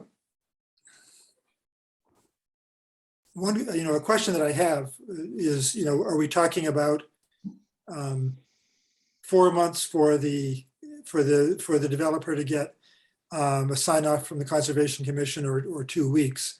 And I certainly don't want to be having this particular homeowner hanging out there for a long time. But if we can get as close to the proper sequence of events as we can, I'd like that. And I think it's not just the Conservation Commission closing out the order of conditions. It's also the Conservation Commission sending us a recommendation to support the placement of the pool in the wetland, in the upland buffer, because that's what the waiver calls for. So I would be comfortable granting a waiver, if this helps them with their process in this particular case, and not for future applications, to grant a waiver on the condition that the Conservation Commission recommends in favor of it, subsequently recommends in favor of it. If the Conservation Commission does not recommend in favor of it, then our vote would be null and void. And related to that, I'd really like the Conservation, I know we're doing it backwards, but in this case, again, I'd like the Conservation Commission to opine on not just the pool, but also the shed, and opine in writing, because we should grant waivers for both of those. Not even though they're only requesting one prospectively, we should also grant one retrospectively, I think. Andy, does that make sense? Yeah, I don't object to what Rick has said. Anyone else concerned about doing this a little bit backwards to favor the applicant who is getting delayed because the decisions haven't been completely adhered to yet? It's messy, I know, and we certainly wouldn't consider any other application until everything else is sorted out. But I guess the message to the applicant then would be that we'd be willing to hear their application and give them conditional decisions, should we agree with them. If that's okay with everybody. And then it doesn't matter whether we wait 2 weeks or longer, because as Rick described, either the Conservation Commission comes in with letters of recommendation or not. And if they do, then the application goes through, the decision goes through as we made it. And if it doesn't, then they don't get what they want, or they don't get what they want until everything has been sorted out on the project. So I guess I'd say to Andy, we already have 3 applications for our next meeting. I don't know, I haven't looked at the details on them. But since we won't be talking about the bigger issues around OSRDs and how we determine major and minor decisions, and rather just focusing on the one application, I suppose we could put it on for April 20th. Is the board okay with, we'll just carry it on the 20th agenda then? Yes, so. And again, if the board is not comfortable for any reason that night, we could continue again, but that would allow you at least to take it up that night. It's just, it's just that the issues that we're talking about, they especially the conservation ones do relate to the applicant's request.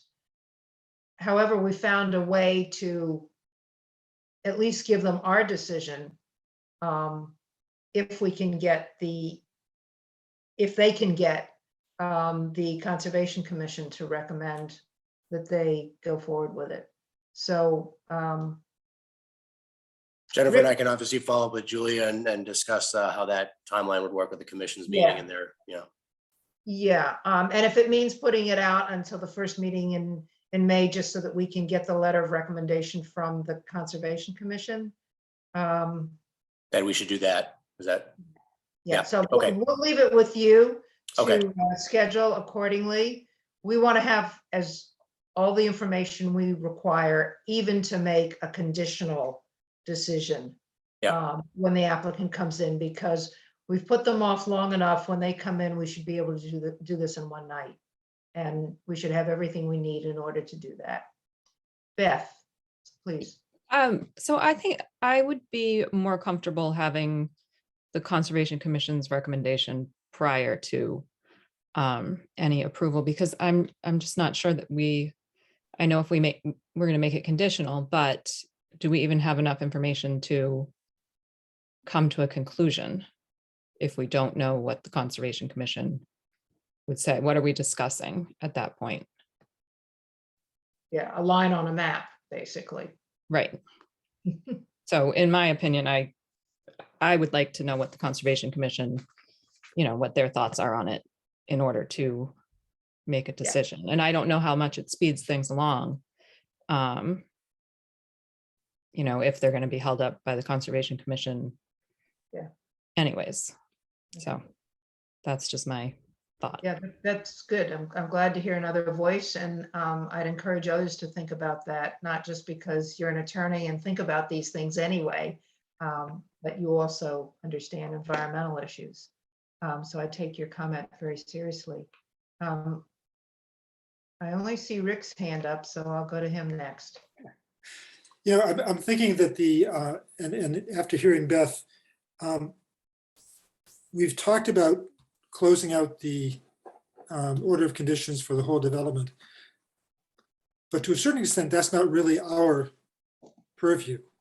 What's our purview is exactly what Beth was just saying, which is getting a recommendation for the Conservation Commission. And that may be easier to do and faster to do than wait for the development to take care of, developer to take care of all of the other issues they might have with the Conservation Commission.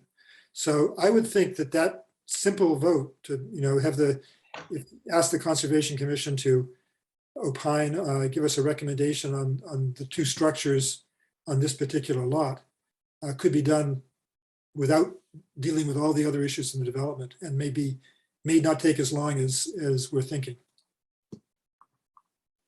If I just may, the Conservation Administrator has concluded that the two are not inseparable and that they could in fact give you their opinion on the waiver without a full certificate of compliance. Obviously, it's their preference to do it all at once, but they can be separated.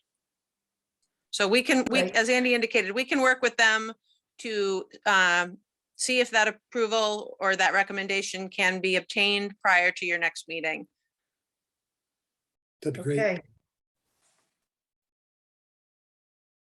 Okay, then we'll leave it up to you on that one.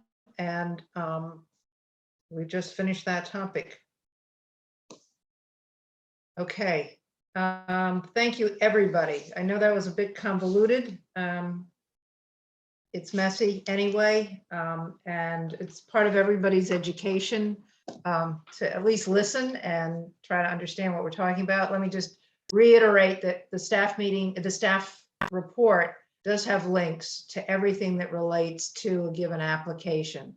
So I encourage you to spend some time looking at those links and being ready to participate in the conversation as you feel comfortable. All right, we are going to move on to the review of the draft report on our recommendations for short-term rental units, the proposed amendment. I want to say you've all gotten a copy of this, so I hope we can zip right through it, she says optimistically. I do want to say that we had to put a stake in the ground about an opening statement, and we called it a majority recommendation with whenever there were other opinions, and there seem to be opinions on every one of them. That doesn't mean to say that after this discussion, that opening statement will be the one that's in the draft right now. So when we look at each one of the three categories of issues, know that we can change around the statements once we have finished our discussion. So if you feel uncomfortable with any of the wording or how it's presented, include that in your feedback and your thoughts on the topic. So this is truly a draft in all sense of the word. So let's just get started with, Rick, do you think it's valuable to review each section, starting with the overall recommendations? How do you want to do this? Well, I guess, the overall recommendation is to recommend in favor with comments or modifications in 3 sections. So if we get through this whole thing and we don't have a majority in favor, then we change that introductory statement. But I think that we can skip right to number 1, the owner occupancy requirement. Okay. So if I remember, let's see. I have not looked at this recently, so I'm just sort of. Do you want me to take So I this? prefer that you go through it. I had a few other things on my agenda for tonight. Yeah. And so the way this is structured is it's structured with a majority recommendation for each item. And that may not end up being the majority recommendation, but it is what Bonnie and I felt came out of the last meeting in terms of where we were hearing the majority coming from. So in the case of the owner occupancy requirement, just to cut to the chase, the fundamental recommendation is that we support the draft, which requires owner occupancy on the mainland. But we considered the allowing existing short-term rental units that are registered with the state to continue if they're authorized by a special permit from the zoning board, and provided they meet, they comply with all the requirements of the ordinance, and they get the license, and that the special permit only continues with the current owner and not with any future owner. And so, Andy, if you could just go to the top of page 2 on this, that's where those conditions are, the A, B, and C. And so we heard a lot about, the number of units that would have to go to the zoning board, and that it would really overwhelm the zoning board. But we also heard that there were maybe 10 or 15 investor-owned, absentee-owned short-term rental units on the mainland. So that seemed to be a manageable caseload for the zoning board. Don't want to speak for them, but it seemed to be more reasonable than requiring every short-term rental unit, every owner-occupied short-term rental unit to go to the board. So, the majority recommendation that we drafted is allow them without a special permit, except for the high street ones. This is again the owner-occupied, but allow a special permit to let them continue. Let an investor-owned short-term rental continue under the current owner.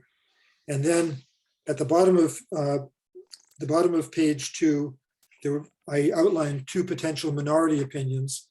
One, and I'm putting a number sign there because I don't know how many members were supporting each of these statements, but a certain number of members might permit short-term rental use of investor-owned property anywhere in the city, and a certain number of members would prohibit short-term rental unit of investor-owned property on the mainland. So, and that second bullet is essentially sticking rigidly with the current proposed ordinance as it stands before us. So I guess stopping there is a good place to stop and discuss those points.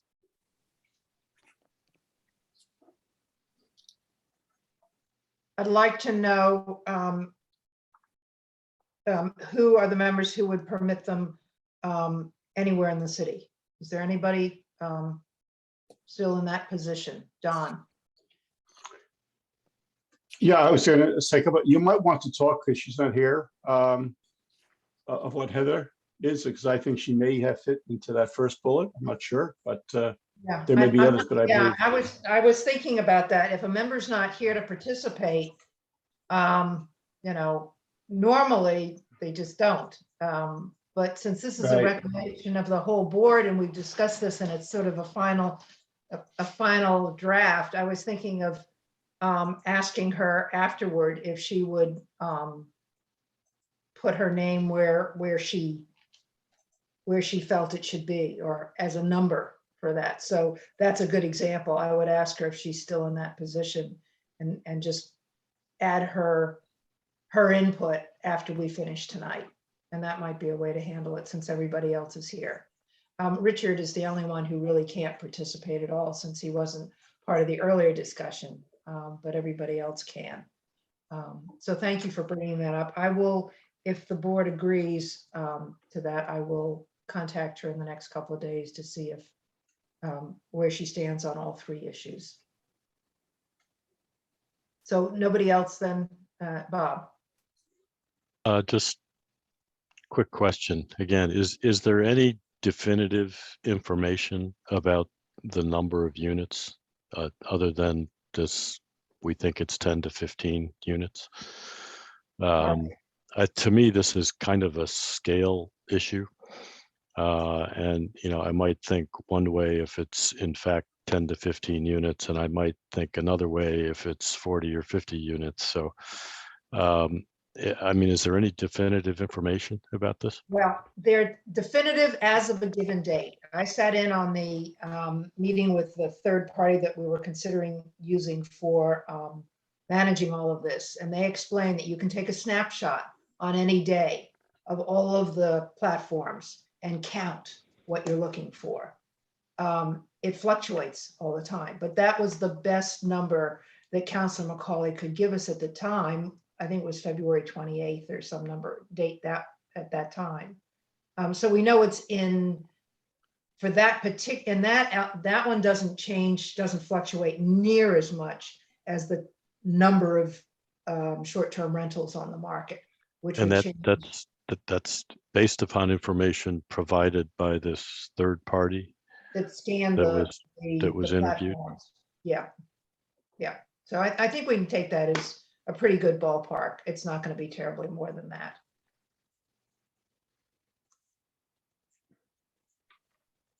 Okay. So where do you say, do you have a different position than the stated one on allowing just those under the circumstances listed? I don't have a different position. I just would feel better if I knew with some level of certainty that those were actually the numbers.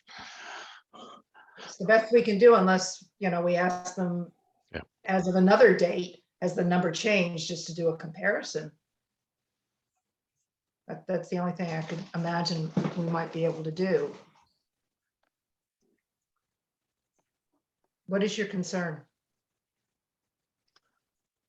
My concern is allowing quite a number of units that don't fit the current guidelines to be grandfathered and approved. And again, to me, it's a scale issue. If it's only 10 to 15, given the magnitude of the number of units that we're talking about in its totality, I don't see that as a significant number. But if it's a lot more than that, then I think you're allowing quite a few units to operate outside of the guidelines that we're trying to establish. And I think that's kind of counterproductive. Let me just qualify or have you hear that it's not outside any of the guidelines. The only thing that's different is that they've already been operating and they are registered with the state. They now become eligible to meet all the guidelines other than owner occupancy. They're outside of the owner occupancy guideline. That's the only thing. Yeah. That's Yeah. the only thing they're outside of. Okay. Yeah. So we're still talking the same. Yeah. Same thing. Okay. So given the information we have, do you want to put yourself in a different position than allowing that? Well, I think we can move on. Okay. Well, Bonnie, excuse me, I think if that's the case, if Bob agrees, and Bob, without pointing to you directly, I thought when I read this the other day when Rick provided it to us, when I read the second one, I thought, oh, this was Bob's concern. So my thought would be if what you just heard is okay, you would be the majority opinion. You would only have a minority opinion of possibly one member, and the rest would be would vote as recommended. Unless I'm misunderstanding something, Bob.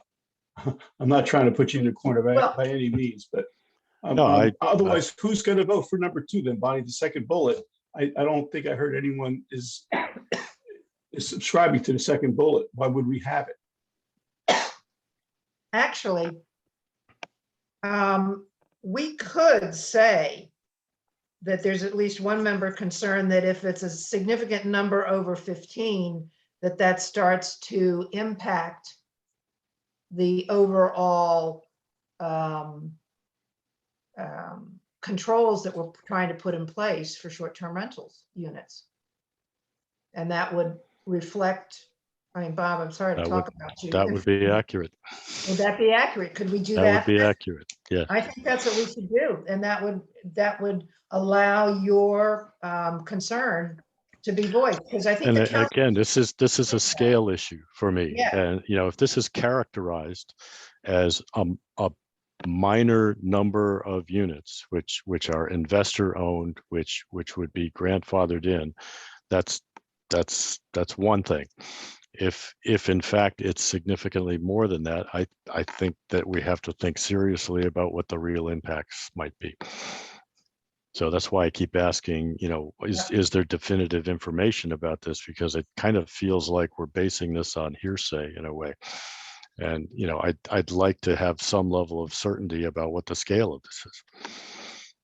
But you can put me down as being concerned about the number of units, however you want to phrase that. Yeah. Yep. Great. So does that mean that with that qualification and with the possible exception of Heather, that all members would support the majority recommendation as written?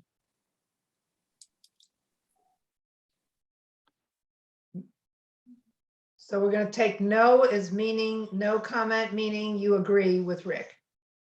Okay, we're trying to move quickly. I Yes. appreciate that. Okay. No, I just ask a quick question about the date, the August 2021 date. Is that the first time that the amendment was introduced that prohibited the?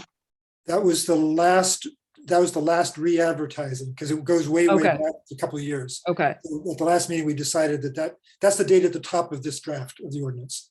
okay. And that provided that investor owned would not be permitted. Correct.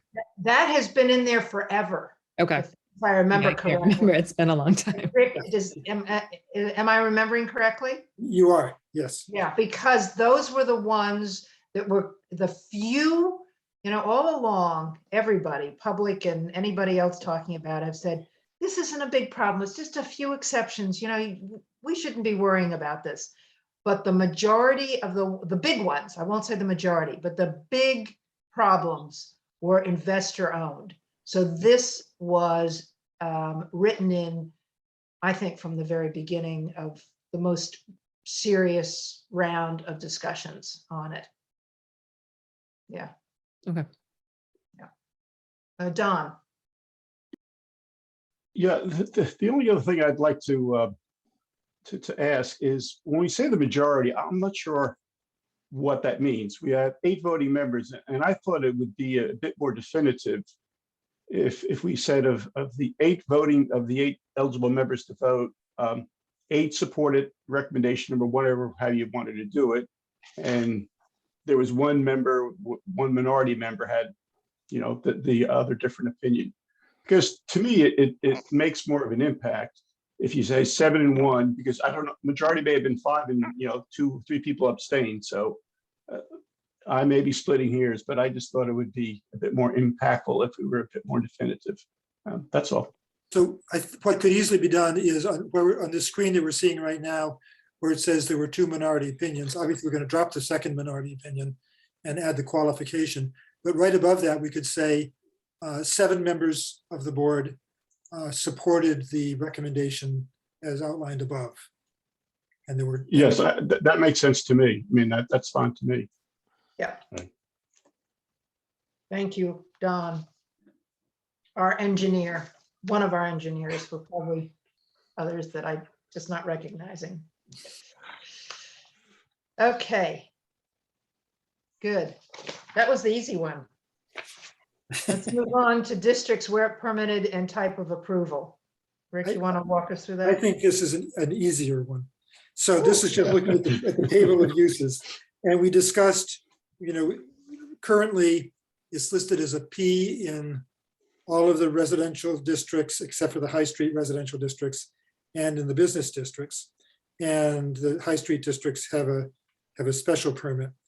And so we discussed special permit versus permit in the high street districts.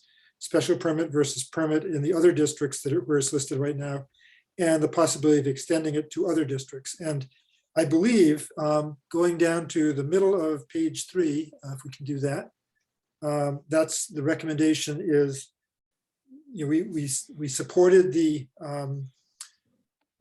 current proposal for the high street districts, keeping it as a special permit.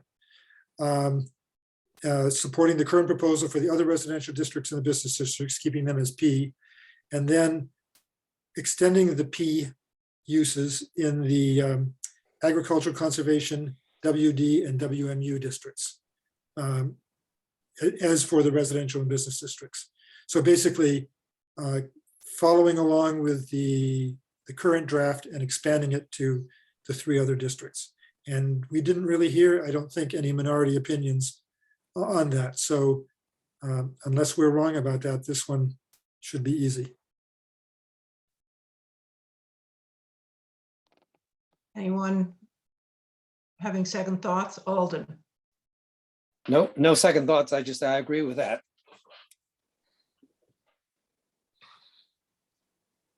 Okay, I don't see anybody raising their hand, so we'll consider this one done. Now, parking is the really easy one, right? Oh, yeah, right. Zip right through it. In Yeah, your lots of dreams. choices here, and 5 minority opinions. that's where the thought came. This is not majority and minority. This is just, you know, numbers of people who think, Right. who support one of these options. So we talked about a whole range of ways to go. And going to the bottom of page 4, we talked about breaking it out by the type of short-term rental unit. And so we, first of all, and I know this was the intention of the planning office, that the proposed ordinance should clearly state that regardless of the off-street parking required for the use, the underlying primary use shall continue to be vested for any existing legal nonconformity with the off-street parking requirements. And so there's a draft statement, but that could be rephrased if necessary. So the real key, and I think everybody agreed with that. The key question is what regulation to use for home share, owner adjacent, and limited share. And there were a variety of opinions on this. What I drafted as a recommendation was that home share, no additional parking required beyond the underlying single family use. Owner adjacent require 1 additional parking space for the use, not for each guest bedroom. And for limited share require 1 additional parking space for each guest bedroom, as in the current proposed ordinance. So it's a gradation of requirements. And then there are all of these different, on the next page, all the different types of minority opinions. So we can look at them all. I'm not sure exactly how to frame this discussion because there's so many things, so many ways to look at it. Okay, well, first of all, I'm going to go back to my opening statement. Majority and minority doesn't apply to this one at all. It was just a stake in the ground to choose those 3 positions for each of the type of short-term rental unit. So feel free to redirect us to a different set of 3 opening recommendations. Why don't we just go through each one of these like we did the last time, and start with all types of short-term rental units, whether we should require 1 addition, who would be in favor and why of requiring 1 additional off-street parking per guest bedroom for any type, that is leaving it the way the current ordinance is. And your alternative is going to be not to require any off-street parking for it. And Bob, I heard you starting. Go ahead. I would be in favor of that. Require 1 per guest bedroom, the way it is 1 now. per guest bedroom. Yeah. I mean, back to Rick's description of the 3 types and what parking is required. I'm not sure why we are parsing the differences between those units to that extent. I think there was a very clear standard outlined in earlier drafts that Councilor McCauley was involved with that went to the city council at the end of last year. And I don't know why we're doing this. I don't know why we're trying to get creative about this description related to individual types of STRUs and why we're creating these kind of unique standards. And, That's because of what we heard in the public hearings. well, There's a lot of opposition. heard it in one public hearing from a lot of people on Plum Island, and I just don't. I'm not sure why we're doing this. I'll tell you I think we had a discussion about where the impacts are. And, I think that the home share units, I'm thinking about the homeowner who likes to do this, who likes to go away for a month and rent out their house. And I don't see that as having the same kind of impact as a bed and breakfast, which is what the limited share is. So I just think it's being more. I guess all I'm saying, Rick, is you're already covered with that by some of the other descriptions of I mean, either you have the parking or you're kind of a grandfathered in non-conforming use, and I think it's already covered. It isn't. If you have a single family house and you have no parking on your site right now, so you keep your car in the street, and you want to go away and rent it to somebody, and it's a 3-bedroom house, you can't do it unless you have 3 parking spaces on the property. So you're basically saying that somebody who is in that situation and is not adding any parking demand as they go away and somebody else replaces them, there's no impact. There's no net impact, but you're asking them but you're preventing them from doing it because you're requiring them to provide 3 off-street parking spaces.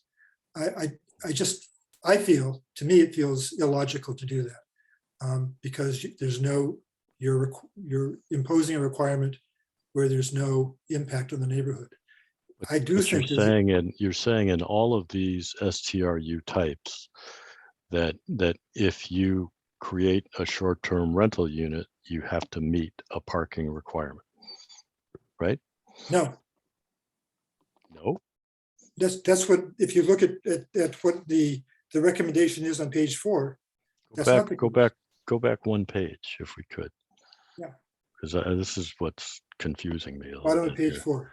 So the home share unit. So the paragraph that's indented, such nonconformity may be maintained and only the additional parking spaces required for the STRU use need to be provided. Right. So if I'm renting out a portion of my house as an STRU, I need to provide those additional parking spaces as defined by the code, correct? As defined by 2, 3, and 4 below. Or whatever else we choose. That's what I'm saying. It's the additional parking spaces required for the STRU use would be those defined by 2, 3, and 4, or however else we choose to do it. And so what I'm seeing is an increasing level of impact going from home share to limited share. And that it doesn't really have the same, home share doesn't really have an impact. Yeah, I hear you. And I think that one I would push back less on. I don't disagree with you about that. When I look at owner adjacent, I think what you've created is language that's basically unenforceable. When you say that there's one parking space that needs to be provided off street, and then if you go to the recommendation number 6 on page 5, and you talk about requiring the advertisement for the unit to say, we've only got X number of parking spaces, and if you're bringing more cars, you have to find another spot. There's nothing that prevents those cars from ending up on the street. And I think you've created language that's basically unenforceable. And I think it then reverts back to the neighborhood again to police the situation. And I don't think that should have to happen like that. So when you define parking as, if you go down to number 6, can you just scroll down to, yeah.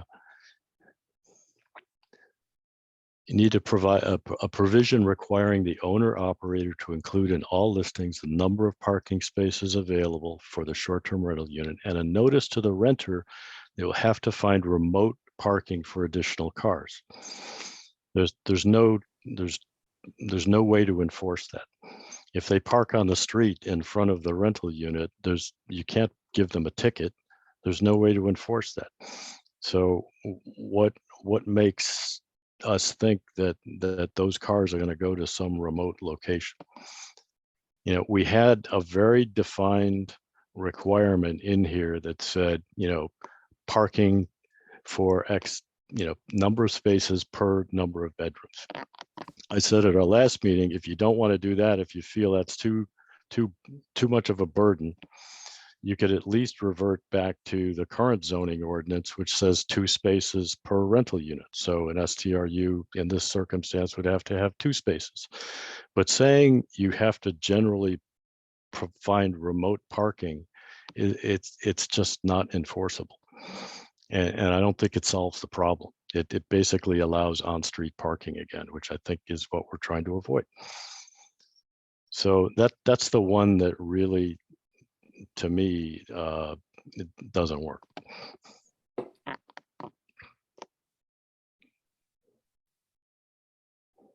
Let's hear from others before we come to any conclusions. Don? Yeah, I was going to comment on home share, why I agree with what we said here, no additional parking, but I don't think I need to say it because I believe, Bob, you now agree with at least home share. I'm not talking about the other ones, but I think home share. Okay, I'll leave it at that then. Maybe we have agreement on one of them. I'm not sure. So just a couple of thoughts. I guess, I mean, there's no way to perfectly enforce any of this. Someone could have a short-term rental with 2 bedrooms and they're going to provide 2 parking spaces and 4 cars show up. You know, I mean, I think it makes sense to do what's practical. And I do feel like the owner adjacent and the home share are not going to, in most cases, produce a sizable number of extra cars in the neighborhood, for the reasons that Rick said. I guess for number 6, I don't know why we wouldn't suggest that in all the listings they say the number of parking spaces, why we're just saying that in the owner adjacent unit. I mean, I know maybe people won't listen, but maybe they will. And maybe if they were going to take 4 cars, they'll say maybe we should take 2. The other thing that I had a concern about was with the investor owned. Do we need to specify which parking category that would fall into? Or is that elsewhere? Investor. If It's we not are a separate type of short-term rental. They either have 1 unit or they have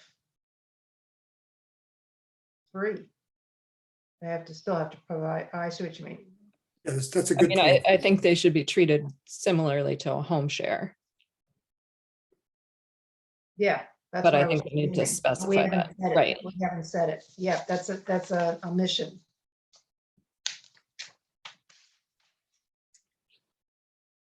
So treat that one as a home share. I thought that's what it said up at the top in the investor part, but that we were treating it as a home share. Does it specify that? If it does, then I think I that's thought probably it fine. did. I I think thought we that, said that they'd have to meet parking requirements. Yeah, maybe it didn't. No, it doesn't. It just says they have to comply with owner occupancy requirements in the current proposal. So that's if they're renting. Yeah, it would be a home share though, because nobody's there. Right. Okay, we need to clarify that.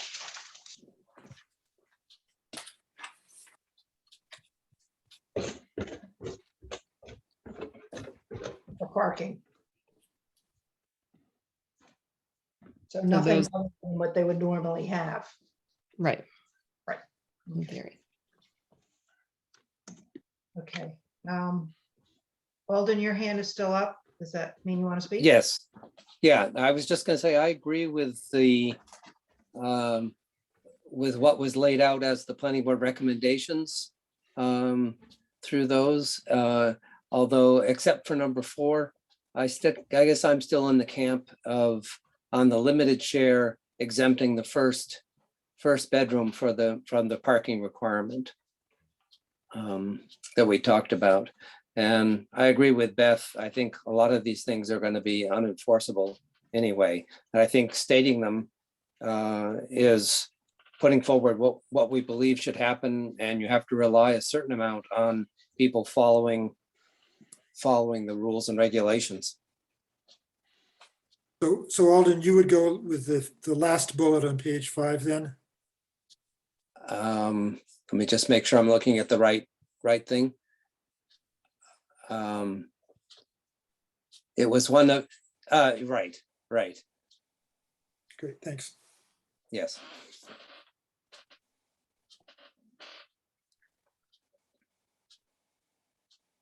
Okay, back to you, Bob.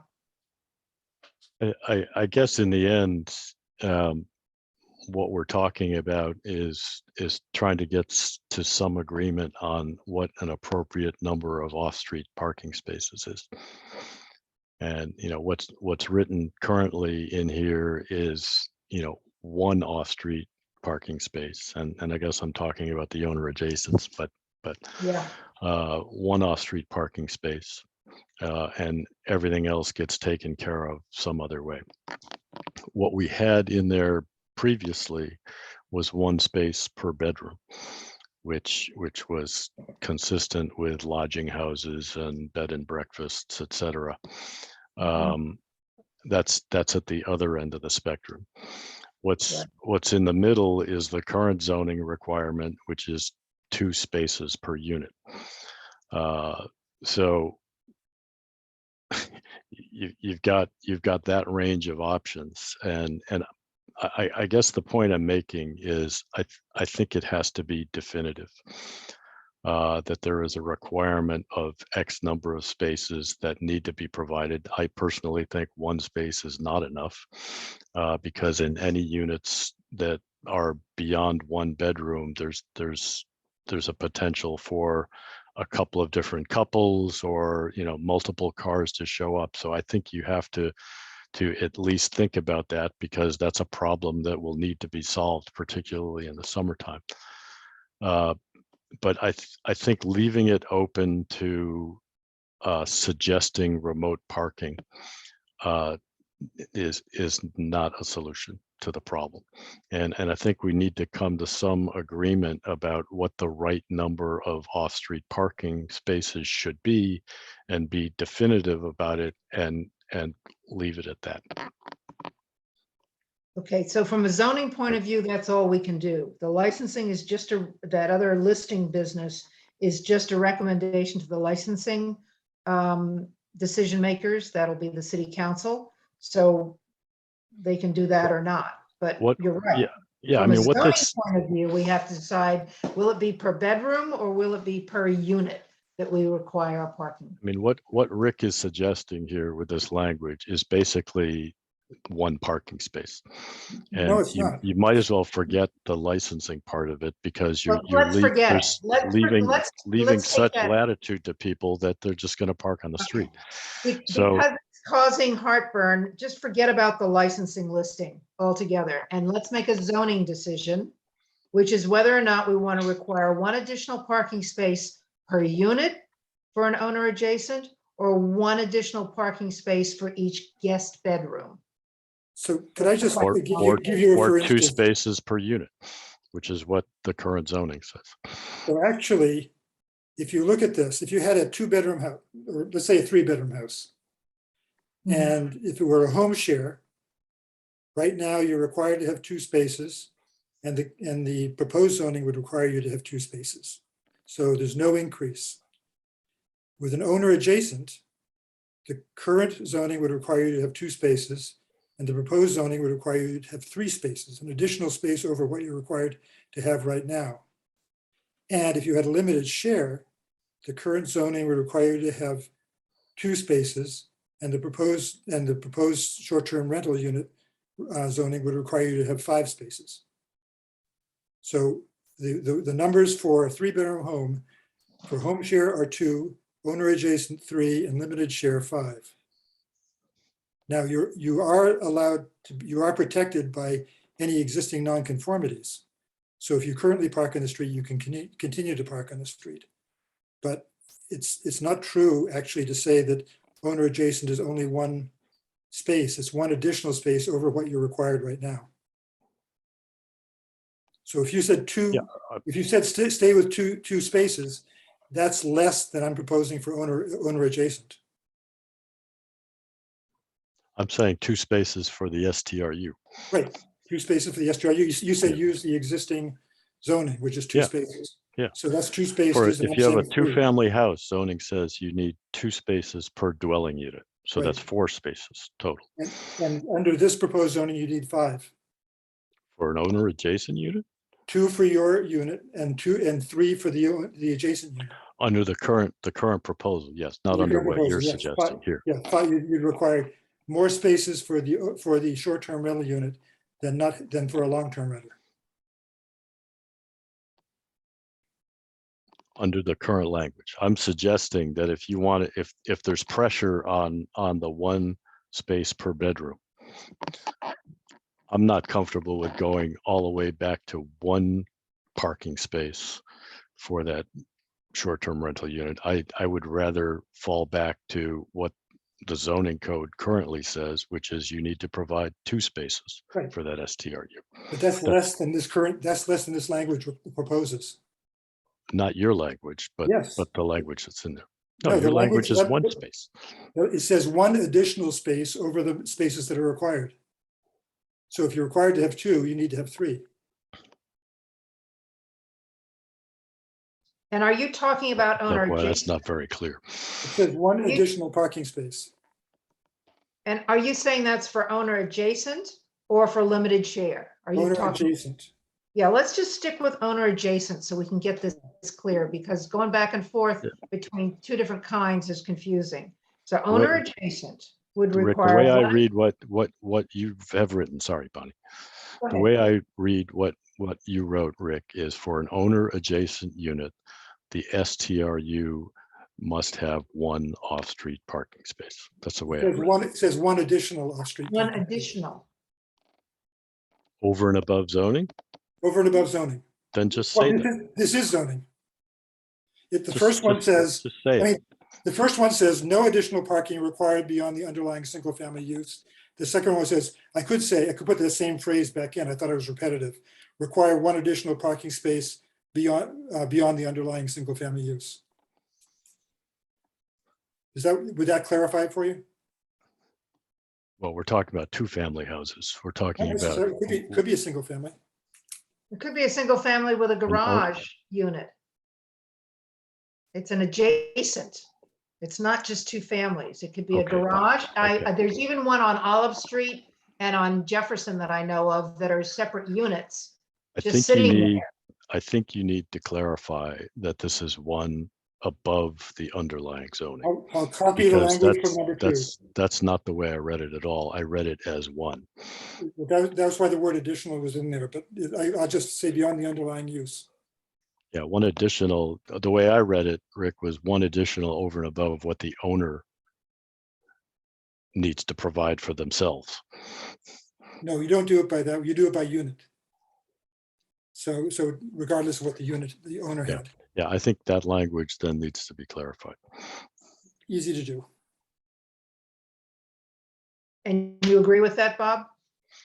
Well, it's certainly better than one parking space total. Wow, Yes. that one sorted out. Nobody That's has ever Hey, proposed see? that. So do we want to delete the Wearing me number down. 6? yeah, no, we're trying to No, I clarify. don't. I'm a literal person, sorry. Okay, what were you asking to eliminate? Well, Rick, it 'cause sounded like great maybe everybody was uncomfortable about having a reference to the licensing ordinance. So maybe would you want to take that out entirely? It's not our role, so let's just take it out. Yeah, because we can't live, some of us can't live with it, and you don't want to get into, You some can't want this and enforce it. some don't, and it's unenforceable, so. I mean, to me, we're trying to create guidelines which can be enforced, and this isn't enforceable. So I would just take the whole thing out. And that's, we're in the zoning business, and that's what we do. We do, Yeah. you know, requirements and some guidelines, right? It's a great recommendation to put it on websites, but I think that's good information for renters. But I think beyond that, there's not much we could do about it if they don't follow that. Right, okay. This is where it's nice to leave it to the counselor to decide what they're going to do with the licensing agreement. Don has been patiently sitting there with his hand up. Let's hear what he has to say. That's okay. So I'm going to go back first to owner adjacent. For what it's worth, Bob, I understood what you did. I thought if you had an owner adjacent, both units were grandfathered, they had 0 off-street parking. All you would need for the owner, for the adjacent one was just 1, not 3. That's So true. So that's the way I read it. That's well- true if they're vested. Right. Well, so let me just go back because I now I think Bob and I are on the same page when it comes, which is okay. If we are, then we just 2 of us will vote this way. If you have an owner adjacent STRU, they have no on-street, they have no off-street parking. They're going to take the other unit and do a short-term rental unit where that's 1 bedroom, 2 to 3, whatever's in there. How many parking spots would you need as you currently have it in our discussion draft, Rick? 1, So right? you would need 1 off-street, right? 1 additional, yeah, because you're vesting. Okay, and I think, right. Okay. And I think Bob, what I thought I just heard Rick say is if you had not that he gave I'm giving a specific example that you would need 3. So what we're saying, yeah, is that what you thought too? So I guess I'm in the camp with Bob. If in fact we have an example where we've got owner adjacent, everything's good. They have no off-street parking. They rent out that second unit, whether it's 1, 2, 3 bedrooms, whether it's a home share or whatever, or each bedroom, you only need 1. I would not be for that owner adjacent. I would treat it just as the same as a limited share SDRU. But that's just me. I'm back with you, Don. So, Can I just clarify? So if it was a 2-family and they didn't have any on-site parking, and they were grandfathered to have 4 cars parked in the street because that's the way it works, they wouldn't be able to do a short-term rental if they couldn't provide the 1 off-street parking. Is that correct? So they would have to do a long-term rental. You're right. Yeah. Yes. Right. Because I don't see that's any different than a limited short-term rental unit. Myself, it's another dwelling, and people are going to stay in there. So whether an owner lives to it or I live next to him, I don't see any difference in the impact on parking. That's just my opinion. And I do have one other question. I thought I thought I had understood this back before, and Beth, it was your point you brought up, and I think Rick and Bonnie, you changed it going back to the owner invest. When I read the owner invest, it's on page 3. I'm sorry to go back. Folks, but what I read, the STRU must strictly comply with all of the ordinance, including the off-street parking requirements. I thought what this meant, the owner investor could be, he could do a home share, he could be a limited share, whatever it was, that was the amount of parking that would be needed. So I was a bit confused where we talked about on the owner invested item number B. C, I understood, the special permit rides only with the person, not with the property itself, the real estate. So I guess if you're saying for an investor own, it doesn't matter whether he rents out, whether it's a home share, limited share, or it could even be owner adjacent, right? The investor could own two pieces of property. They could be, as Bonnie said, one a house and one a garage unit. No, he couldn't have an I owner guess I was adjacent. confused in that. He couldn't have an owner adjacent because owner adjacent, by definition, he's living there. Okay, by definition, okay, so you can't have the owner adjacent. You could have the home share, or you could have the limited share, right? The limited time. It would really be something. It would really be something different, because an investor owned doesn't meet the definitions of home share, owner adjacent, or limited share. So it's something special. And that's why. So your point is, and I have to go. So when we look into the ordinance, the definitions of home share, limited share, and short the other one. Well, you're not on it. I guess they all will say it has to be the person, the individual needs to live in that. The owner lives in in one of those buildings. It's the primary residence, right? Yeah. Primary. It says, okay, as long as it says it, then I agree. Then I'm wrong. Okay, sounds good. Okay. So sorry about that. We're done. Can I just ask a question just because I don't have it in front of me, but did we say they could only rent the whole unit?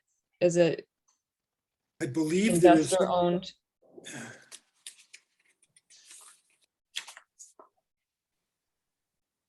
It's in the draft language that you provided that I quoted. Okay. Here. Okay. That's what I was. Yeah. So I think it would be treated like the home share because It'd be like a presumably the investor wouldn't be parking there. Right. Yep.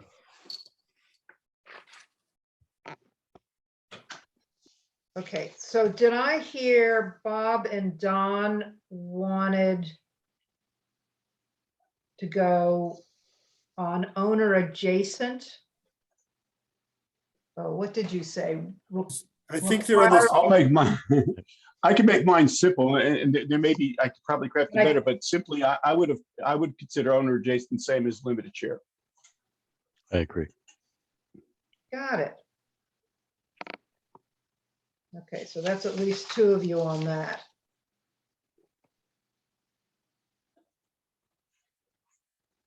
So that requires parking spaces.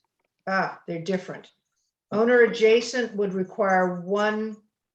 Okay, so if they're both the same, you mean you want parking for each guest bedroom. Is that correct? Yes. It would be the first on page 5, the first bullet under owner adjacent STRUs. As currently written in the. A guest bedroom and an owner adjacent would also say limited share.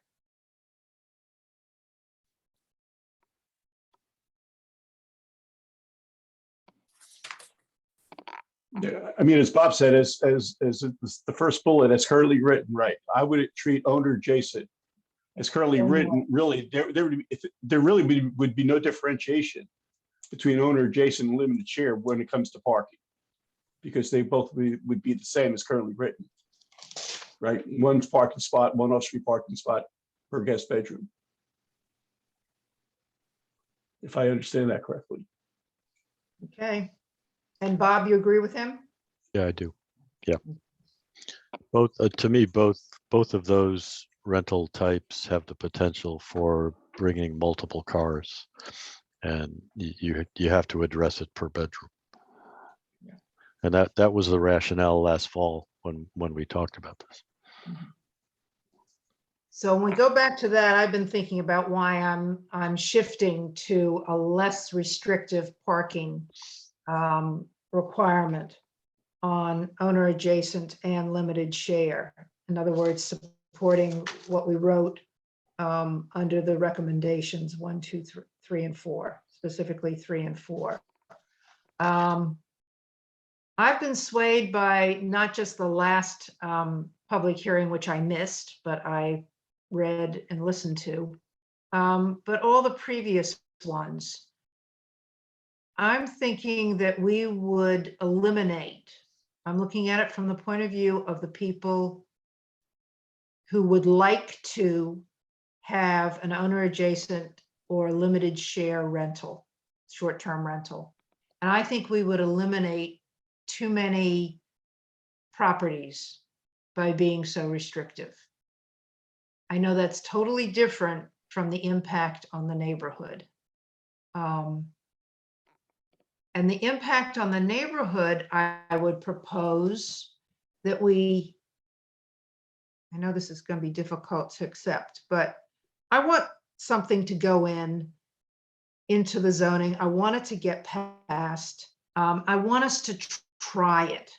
It is not the be all and end all. Whatever decision we make, there are going to be problems that arise. And if there enough of the same kind of problem arises, say with parking on a limited share that we haven't restricted enough, it will come to the surface.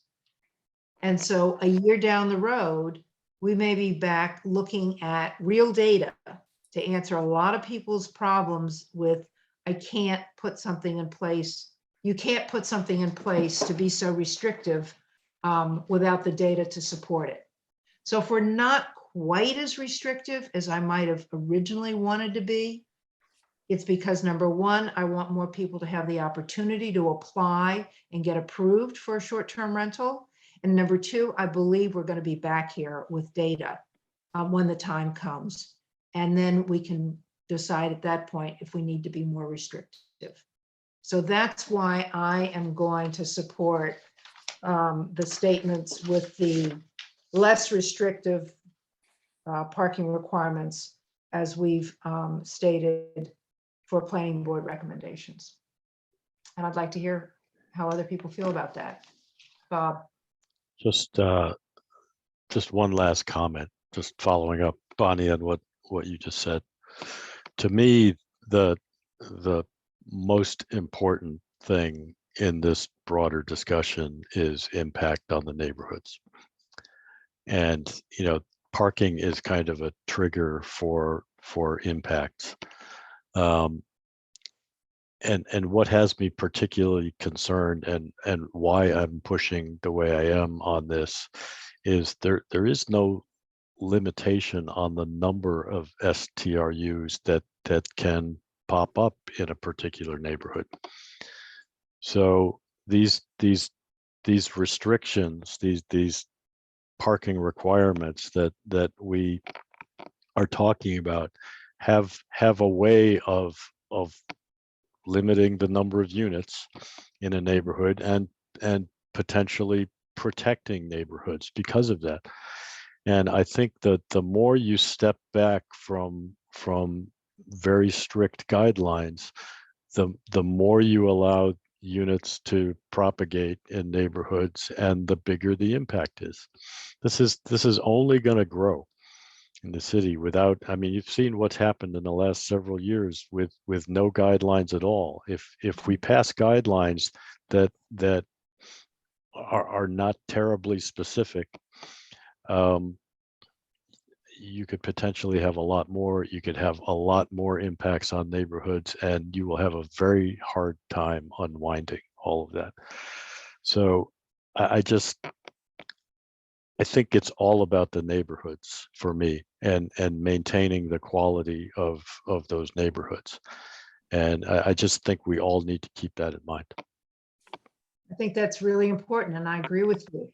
The only thing in what you said that I don't think is true is that we are suggesting the recommendations that I'm suggesting are not specific enough. I think they're very specific.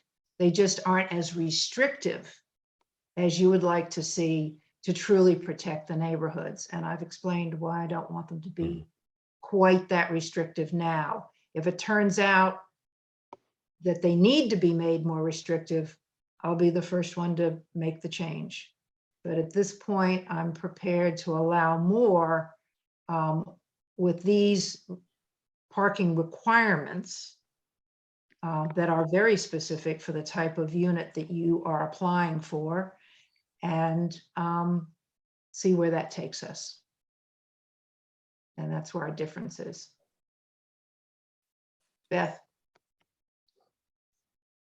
I guess one concern, well, one concern that I have is if we start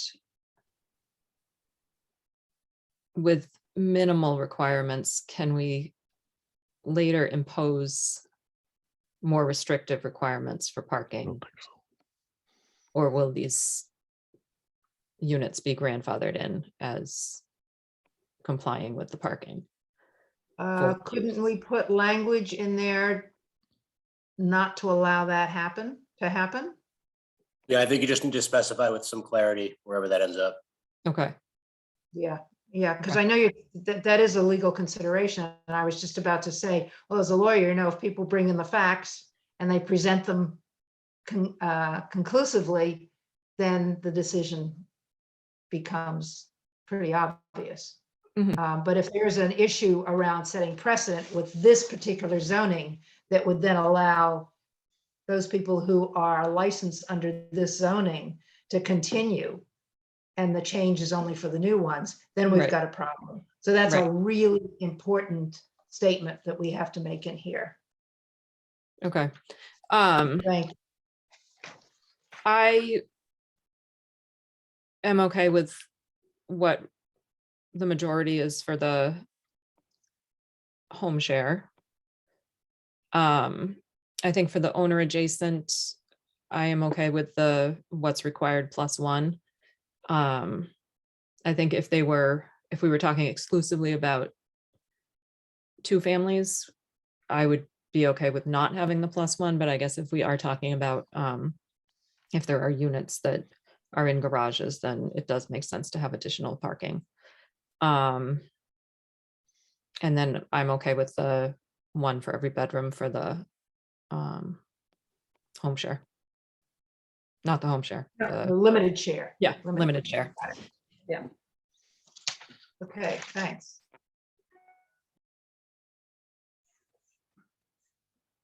Anyone else want to weigh in for their differences of opinion?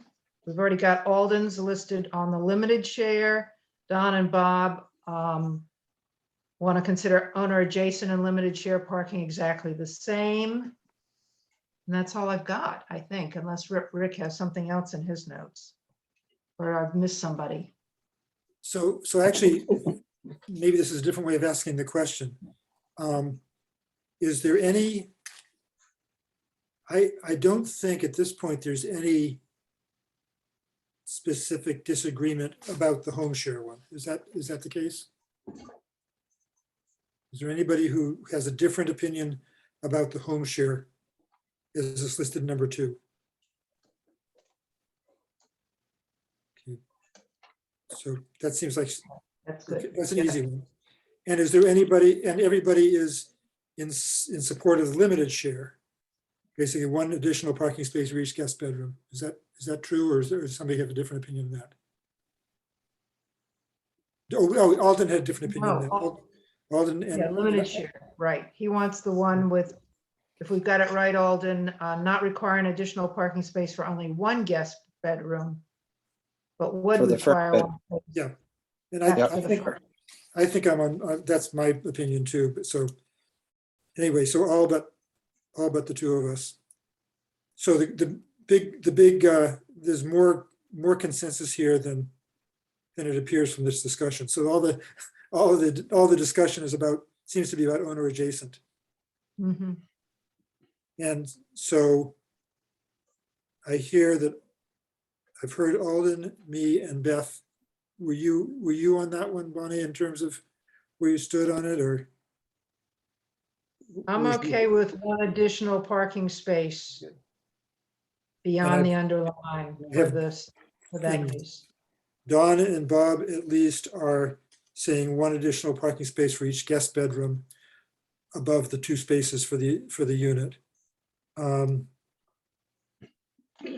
So, Excuse me, Rick. No, I was just confused, and I would have had, my thought was the owner adjacent would be the same as limited share. When you said in addition to the two, that's where I was a bit. Yeah, that's the same as limited share, right? So Okay, limited so share, someone was- limited share is 5 spaces for a 3-bedroom house. Or 3-bedroom, 3 rented rooms. So you. That's where, okay, that when we get to limited share, we've got to see, that's not I would have voted for something less restrictive myself, but Okay, if I had a 3-bedroom house and had 3 off-street parking spots, I would be okay with that.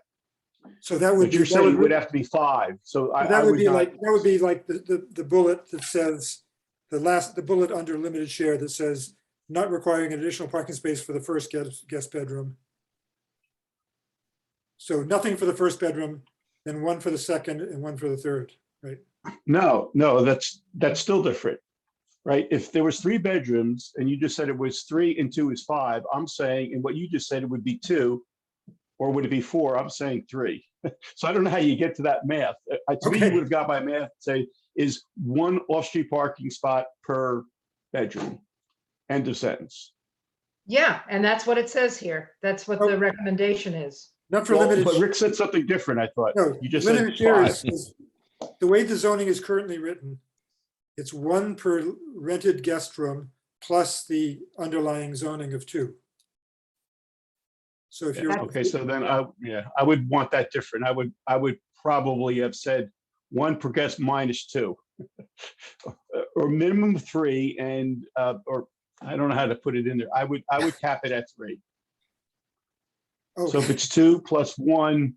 So so you're saying 1 space on top of the underlying then? So yeah, you already have 2 for your and no house. grandfathering, right? And no grandfathering, That's right. No grandfathering. So that's a complication. Let me try to write that one out.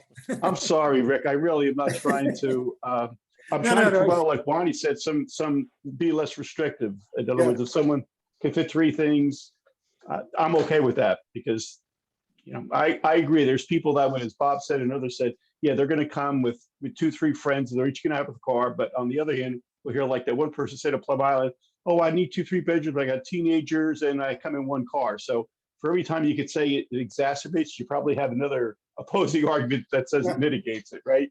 So yes, you're basically saying 3 spaces total with no grandfathering. Yes. Okay.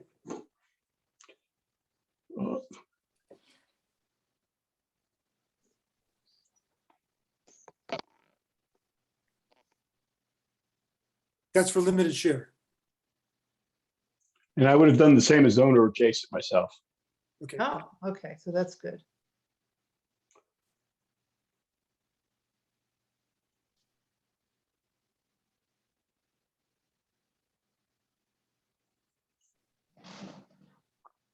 Any other permutations?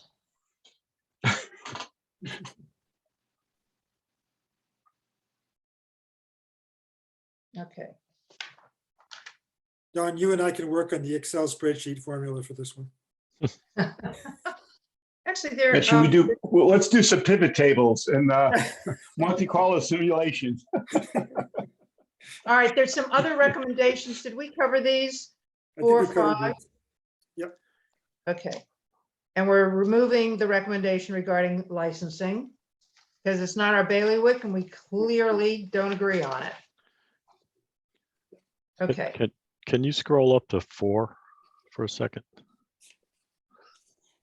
Page 4 or number 4? Number 4. Andy? Bottom of page 4, right? No, he wants number 4 just Right, above this one. number No, 4, stop. just above Other number 5. recommendations? Okay. So I'm looking at this change from what's in the proposed language now, mitigated to avoid adverse impacts on the overall neighborhood character or property values, to do not exacerbate adverse impacts on the. I'm not sure what the purpose is of that change. Don, that was your language. Could you please? Sure. Mitigate means, Bob, in my opinion, of the definition, probably even a contractual definition, that if you have something, you're going to make it less. You're not going to bring it back the way it was. You're going to make it less. So to me, mitigation means, well, if you needed 3, we had 2. Well, it's you've made it. It's better than 0. Whereas exacerbate says if you had, no parking on there, or two off-street parking, that's all you're allowed. You can't make it worse by putting someone on the street. I mean, that to me is the difference between exacerbate or do not exacerbate versus mitigate. Okay. And it's what you agreed to, Bob, right? You don't want to make it any worse. No, You'd I love to just improve the neighborhoods, but we can't do just- that with this ordinance. just wanted some clarification. That's fine. That's okay. So we're done? Yeah, I guess, Bob, I could, I Number 4. agree with you, but using the word not and adverse, I guess you could also say shall not provide adverse impacts. I guess you could turn it around that way too. Shall provide no adverse Shall impacts. not create adverse impacts. Yeah, you could do it that way too. I mean, because the not and the exacerbator, I'm okay with whatever language the rest of the group wants, the board wants. I just like the word exacerbate, but It's a we good can make it word, simpler. but I would substitute create for exacerbate. As much as I like the word, Don, I think I'm it's okay with clearer that, if you say Rick. I don't want to create adverse impacts on neighborhood character or property values. Yep, Do not I'm okay really- with that, guys. Yeah. I'm okay. Here's what I. No here's pride of what I- authorship. What I understood, and maybe I misunderstood it, was there are existing adverse impacts resulting from the fact that, for example, people don't have enough parking spaces for their homes, and so they park on the street, or they make a lot of noise in their backyard. So there are existing adverse impacts in the neighborhood right now, and I thought Donna was trying to say, let's not make them any worse. It's kind of, if there are I guess you could say create adverse impacts, but then you can always say, well, those adverse impacts were already there. So Yeah, so maybe the word have to be create additional. create additional. Then Yeah. Yeah. Is that any better than Yeah. doesn't exacerbate? So 6 1 half dozen another, whatever you guys want. So I think the way to do this, Bonnie, if you agree with this, is that I would redraft this and I would put the numbers in for the different opinions. And I'll put in brackets the names that I know about for those minority. Those won't be going to the city council as part of the official report, but it's just so that everybody can see where their opinions were recognized. And then if we don't hear anybody say that wasn't what I said, then we can delete the names and send it to the city council that way. Does that sound like a reasonable thing where I could send it out as a draft and have people just respond to me with saying this wasn't what I said? Only if they respond to their named item. They Yes. cannot add or talk about anything else. It Right. has to be that restrictive. And from everything I know about the way we operate, that would work. Okay. And in So the what- meantime, I will contact Heather and ask her what she wants to add. It actually, no, I will tell her it's coming. And you can put her name in with a question mark. Yes. Where we know there's a question mark I've on got that. Yeah, and you may have, there may be another, I don't think she wanted any restrictions on anything, quite honestly. So you may have a standalone for her on each one of What them. it's worth, I agree with you, Bonnie. That's my impression, but I don't want to speak on her behalf, but that was my impression. Well, that's why we're going to do this, not just for us to confirm, our statements, but if you put in a line for each one that says no restrictions and put her name by it, Yeah. if she says, yes, go with it, you take her name away and that one stays as one person. Okay. I'll do And I'll that. tell her that's what we're doing. Got it. Okay, so we need a motion to recommend this report as amended. to the city council. And that amendment includes this last round of one-on-one confirmation of your statements. And before I do that, I want to ask Andy if that's a legitimate way for us to go. Can you just explain that again? What you Okay, were, sure. Okay, I'm asking, we just agreed that Rick would send out yeah, the final draft, and just for our eyes only, he would put the name of the person next to their choice. That person, if they disagree, will get back to him and clarify. yeah, no, I think that's fine because essentially what you're doing there is verifying something you've already discussed, the accuracy of that as opposed to further deliberations. If I understand your Yes. question, yeah. Yeah, nothing Sure. new. Other Yeah, than that's nothing new. That's verification of your Yes. discussions tonight, essentially, yeah. Yeah, Heather's the only one because she's not here, but it's a way to incorporate her views as well. So it kind of takes care of that as well. And the motion tonight is to recommend submission of the the report as drafted with amendments to the city council for adoption. Does that work for everybody? Yes. And sorry, Sure. is there a clarification on timeline when Rick would get that, any sort of response or feedback in which we might be able to confirm for the council sponsor or council on the tail end, when those recommendations will come in? Are we thinking sort of, early next week? I Or think we could turn that around in a week, don't you, Yes. Rick? Yeah, the deadline is going to be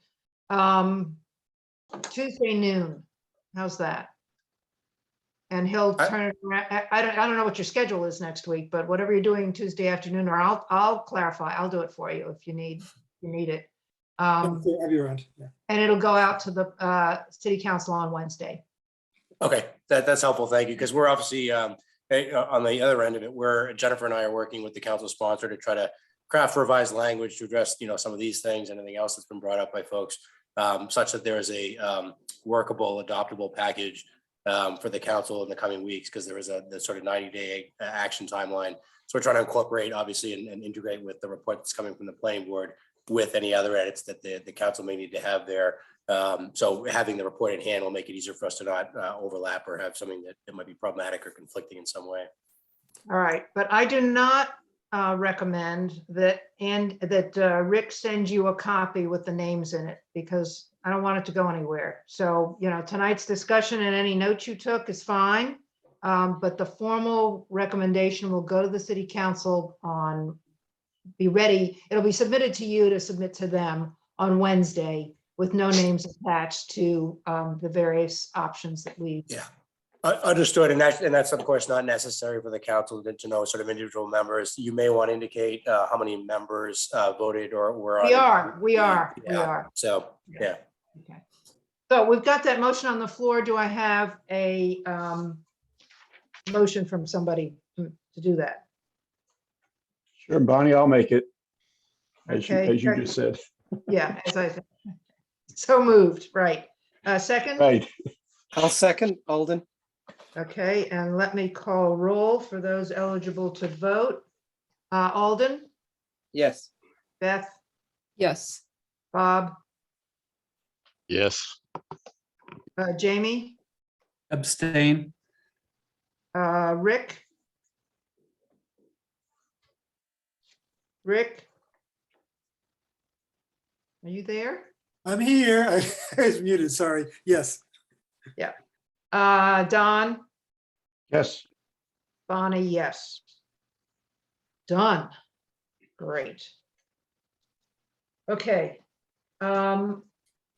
Minutes came in very late and we only have them for, there actually should have been two listed for tonight. One for the meeting of March 16th, and we'll look at those. We'll review them for our next meeting. And we should add to the minutes the special meeting we had on short-term rentals on March 28th. And that should also be reviewed for approval on April 4th, the 20th. And just for clarification, I apologize that any delay on the minutes for the 24th it may actually be on my end only because Linda was waiting for the recording. I think that one got delayed there. So I know. And also, it doesn't have to be an excruciating. Is Linda there? Yeah, of course.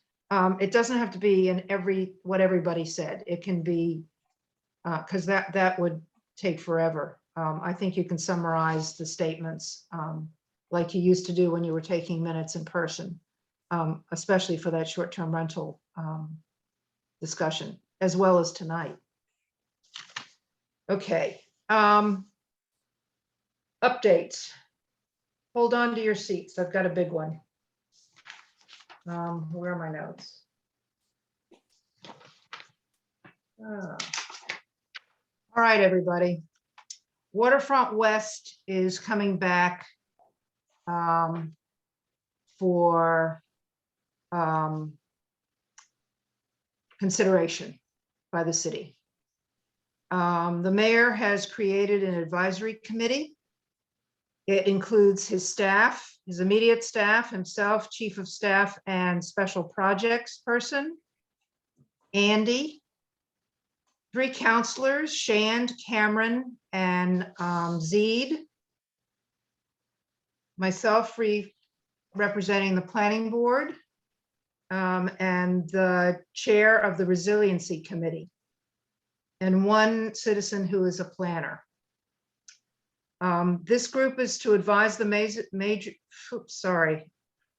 mayor on substance and strategy for a potential agreement with New England Development, otherwise known as NED, who own the 8 acres on the waterfront that comprises what we know as Waterfront West.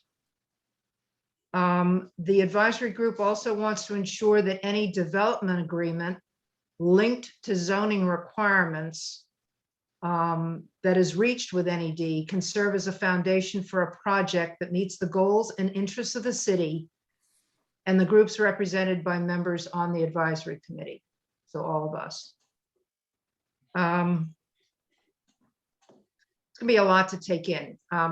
Where I'm heading with this is there's a distinction between what we're trying to do is to be in the driver's seat with NED this time around and not be just responding to proposals that they throw at us. So we want to handle the mayor wants to handle this a lot differently than we did the last time around. He's preparing for a preliminary discussion with them, probably in early May. And he wants input from the city council and from us in our 2 areas of responsibility. Theirs around the development agreement, which are non-regulatory elements of what's going to be negotiated with NED. And it's too late now if I list them, it'll probably go in one ear and out the other. So I'm not going to get specific. So I hope you'll just bear with me as I give you this very brief overview. And he wants from us zoning considerations, very high level at this point. Not an in-depth, investigation of what has to happen because we just can't do that overnight. And that's effectively what an early May meeting with NED would require. I think the less detail we give them, the better, because then we don't get committed to anything. And I know that sort of sounds negative, but it's the honest truth. Just as a reminder, Don, Rick, and I are the only current planning board members who were on the board when we in the city council rejected the NED development proposal in the fall of 2019. So we're all starting from where we left off there, but every one of us is part of the new consideration of what zoning we want to put in place to guide the city in moving forward with NED. So in order to get some feedback to the advisory committee before the end of the month, they're going to meet on April 28th. I think we need to have another special meeting. I really am sorry about this. I know we had one on short-term rentals, and now I'm turning around and asking you for another special meeting. To give this to a subcommittee of us just doesn't seem right in the beginning. We may decide to go that route as we carve out pieces of what we want to investigate in more detail. But I think at this point, to get a good understanding of where we're starting from with all the information that's available from the fall of 2019, and then to look at the zoning issues, that we need to give some sense of what we think is important to the mayor and the advisory committee. I do think we probably need a meeting of about 2 hours of all of us, sometime between now and say, a couple of days before the 28th. And I'd just like your reaction to that first before I ask for dates, although I hope we can come to a date that a good number, if not all of us, can meet. And I see Don's hand going up first. Sure. I think that's fine. It's easy for me. I'm retired, so I surely have empathy for the folks that have to work. I will say also, to the extent that we're going to be having, if we were going to have a meeting, the second meeting in person, I think there is an advantage of being together, especially if we've got a piece of paper and storyboard some things or do some rough sketches. There's a real advantage that whiteboard it, so to speak. But and then the only other comment I would make is, in the past we've discussed the real value of having some type of a 3D model. Not that I care, not that we care about. We've talked about this, I believe. Whether it's brick or wood or whatever, but the heights, the setback, the amount of open space. How do you view it from the bridge or here, the rail trail, et cetera? Is that going to take place? Because I thought that we all agreed, including Andy, where it's in his bed, is that that's really going to be important, because none of us really know what we want until we see something. And is that going forward at the same time, Bonnie? No, that has not been discussed. That's a level of detail that we're just staying at the conceptual level at this point. But that would definitely be something that we could give as feedback as to what we want to make the zoning decisions appropriate for this project. So that's where that and again, all right. And the only thing I would say is I'm not looking for fenestration or everything. And unfortunately, in my opinion, when you go to conceptual level, is conceptual level the height? Is conceptual level the amount of open space, access to the water? If those are just some big open, I think again it's going to be driven by how does it look like from different viewscapes. So yeah, my laundry list of what we would be discussing after we get some background and everybody's sort of on the same page is layout and climate resiliency, height scale massing of structures, density and parking, building design, affordable housing and uses such as hotel, retail, marina, public and public open space, energy efficiency, which we would look to the Energy Advisory Committee to advise us on, and the whole permitting process. That's the conceptual the list that fits into the conceptual set of criteria that we would want to look at. I don't know what level this is going to be at, but it has to be something that the mayor has in hand that says these are important issues for us. Maybe it's a list of questions that we come up with. Maybe that's one way to go. That's why we need this meeting, to figure out how we want to handle the first round, because whatever he takes to NED, we have to be super careful that they don't latch onto it and say, oh, well, you told us you wanted this, back in May of 2022, and then they come in with some later proposal and we go into more detail with the modeling or what have you, and we end up with something significantly different. So that's how I'm using the word conceptual, to keep it relatively safe. And to your point about face-to-face, thank you. I forgot to mention that. This will be a face-to-face meeting, and it'll be recorded in some way.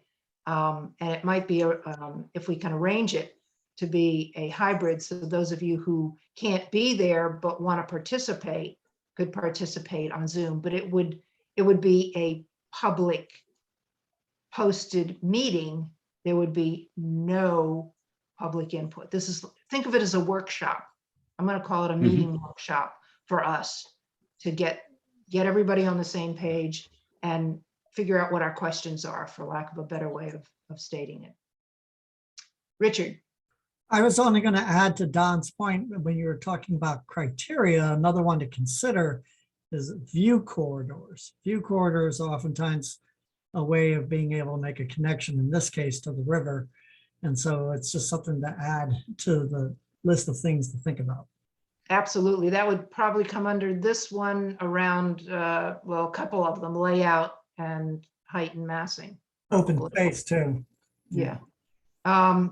So there's a lot of homework for all of us to do before then. So this is also in preparation for thinking about what date we want to meet. There is the project list under projects on the website. There's all the documentation going back as far as you want to go. I'd say, 2019 is enough. There are meeting minutes so that you can understand what we were talking about in those last sessions, both joint public hearings and our own planning board minutes. And I can have Diane and the planning office either send them to us or send us links to them. And there was some draft documentation. Oh, obviously our recommendation report. And then there was some draft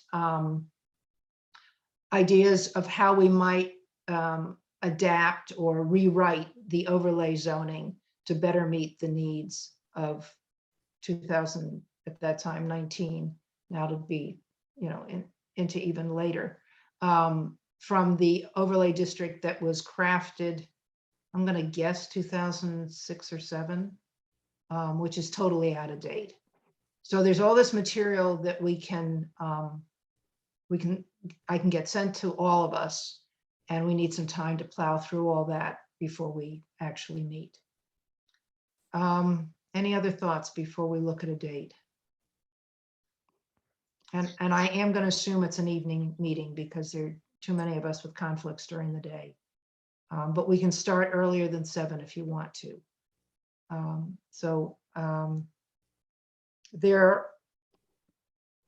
There's some dates that I looked at my calendar, and I would propose them. I guess I ought to be there, right? So maybe we should work around that. Just put a stake in the ground. So there's some possibilities. Monday's probably too soon. That is Monday. No, is Monday the 11th? Next week is. Yes, that's Yeah, the it 11th. is. Next Monday's the 11th. Yeah, that's too soon. But maybe we could look at Thursday of next week, the 14th. Bonnie, I was going to ask you, Yeah. on my calendar, it says Passover is Friday. Does it start on Thursday night or is it? No, it actually starts on Saturday. Okay, so Thursday is good for me. Thursday's not good for me in the evening. Okay. So let's see. So there's only one person who can't make the 14th so far. No, I'm not available, Bonnie. I'm actually I could. Yeah, I'm not available from 12th to the 19th. Sorry, or the Right. yeah. Well, 12th to the 18th. Excuse me. okay. 12th to the 18th. Sorry. 12th to the 18th. All right, that's the week. So that takes us into the next week, which is the meeting of the planning board anyway on the 20th. I hate to put a second meeting that week, but we could do either the 19th or the 21st. And I'm not available on the 21st. And I'm not either. How about the 19th? 19th's okay for me. Works for me. Anybody else? Works for me. The 19th? Yeah, that's good. Okay. All right, how early do you want to start? It depends if you're bringing pizza. I'm kidding. Yeah, first in-person meeting and we smear pizza all over ourselves. I'm open anytime. Those of you who have restrictions, what would be the earliest time you could start? For me, 7 is really the best, huh? Starting time. Yeah. Well, if I promise that we just, close off at 9 o'clock, it'll be a 2-hour meeting. That's it. And we'll manage ourselves to that. Bonnie, could I just ask for clarification? Presumably this would be solely in person. I guess I asked that partly because the Conservation Commission has a meeting that night on the 19th, and they would be hosting a Zoom, which would preclude us from doing that overlap. So I'm assuming perhaps we just book a room in person and do it that way. That's great because Okay. we've all just decided, and Heather, I hope she can make it, but I will let her know. We've chosen the 19th because we can all make it. So this is carved in concrete, folks. 7 o'clock, location to be determined, only in person, no remote.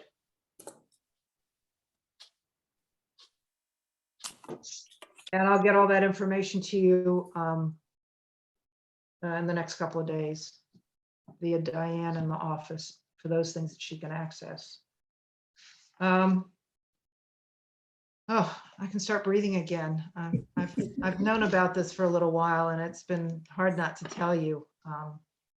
And it's going to be nice to have company.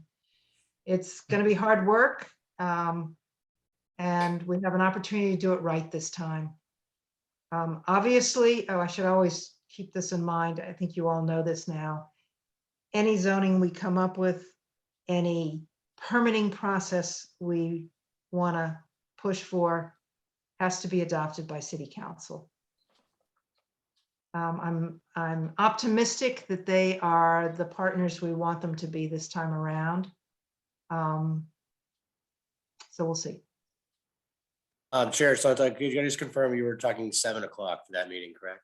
Yes. Okay, Tuesday, the 19th at 7 o'clock. Please find us a location. will do. No remote, but is there anything better than that handheld recorder that we used to use in the city council chambers to record it? Yeah, I wouldn't worry about that too much. We'll handle making sure that that's taken care of, that there's a way of doing that. So That'd be great. Oh, thank you, everybody, in advance and for tonight, for everything that you've struggled through. It's good to be working with you. So, Andy, do you have any other updates for us? no, just a reminder, and Rick and Rick, I actually need to follow up with you still on this, maybe later this week or early next week. Is presentation is expected to the council on the 13th, next Wednesday, about the DHCD guidelines for MBTA communities. Not yet another meeting. So if you're interested in attending that one, I think that's expected to be remote, but to just give an update on that, and in the weeks or months ahead, figure out what, if anything, we need to do to change our zoning. And what date is that, your presentation? With the 13th, so that'd be next Wednesday. Oh, yeah, right, I knew I couldn't make it. I have a question. Presumably, depending on what the city council does next week, we might need another meeting, another special meeting. Is that a possibility? Yeah. Do we? Well, it's out in the open, right? There were 2 letters to the editor today, right? Yeah. It's not going to be a special meeting. Institution for Savings, if they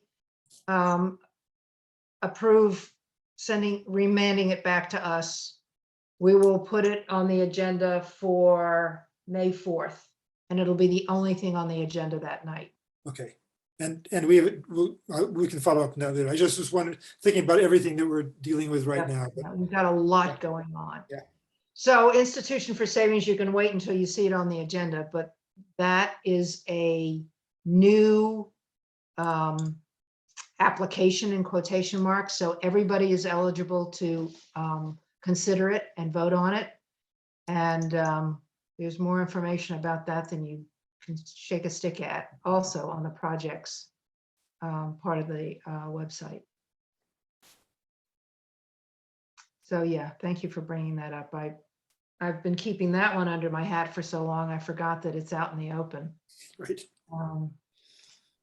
Yeah, and there are some Yeah, we could have. No, we don't need to have any background. We can talk about everything that has to do with that at that open meeting. Because it's not just about the application, it's about the context in which the appeal was made. So once you read the appeal, you'll see that it's a broader based issue. But we only have this, we will only have the settlement agreement application coming before us. All right. I dare anybody to be able to sleep well tonight. May I make a motion to adjourn? Thank you. May I have a second? I'll second. Alden. Thank you, Alden. And all those in favor, vote aye or whatever. Alden? Aye. Oh, sorry. I have to do this. This is new protocol. Hang on. We'll be here even longer. Beth, Yes. Bob, Yes. Jamie, Yes. Rick, Yes. Don, Yes. Richard, Yes. Bonnie. Yes. Good night, everybody. Hope you enjoy this, Richard. Hope you stick with us. All right, this was fun. I just pulled it up, the whole waterfront West Overlay District last presentation in September of 2019. Holy crap. Auspicious beginning. Yeah, now you know where the question came from. He was asked about it. Weren't you asked about that on your? I was. That was funny, and I just kind of kept my mouth shut, thinking, Yeah, oh, this is little great. does he know where that's coming from. Okay, everybody. Night. Night. Night. Good night. Right. Night, everybody.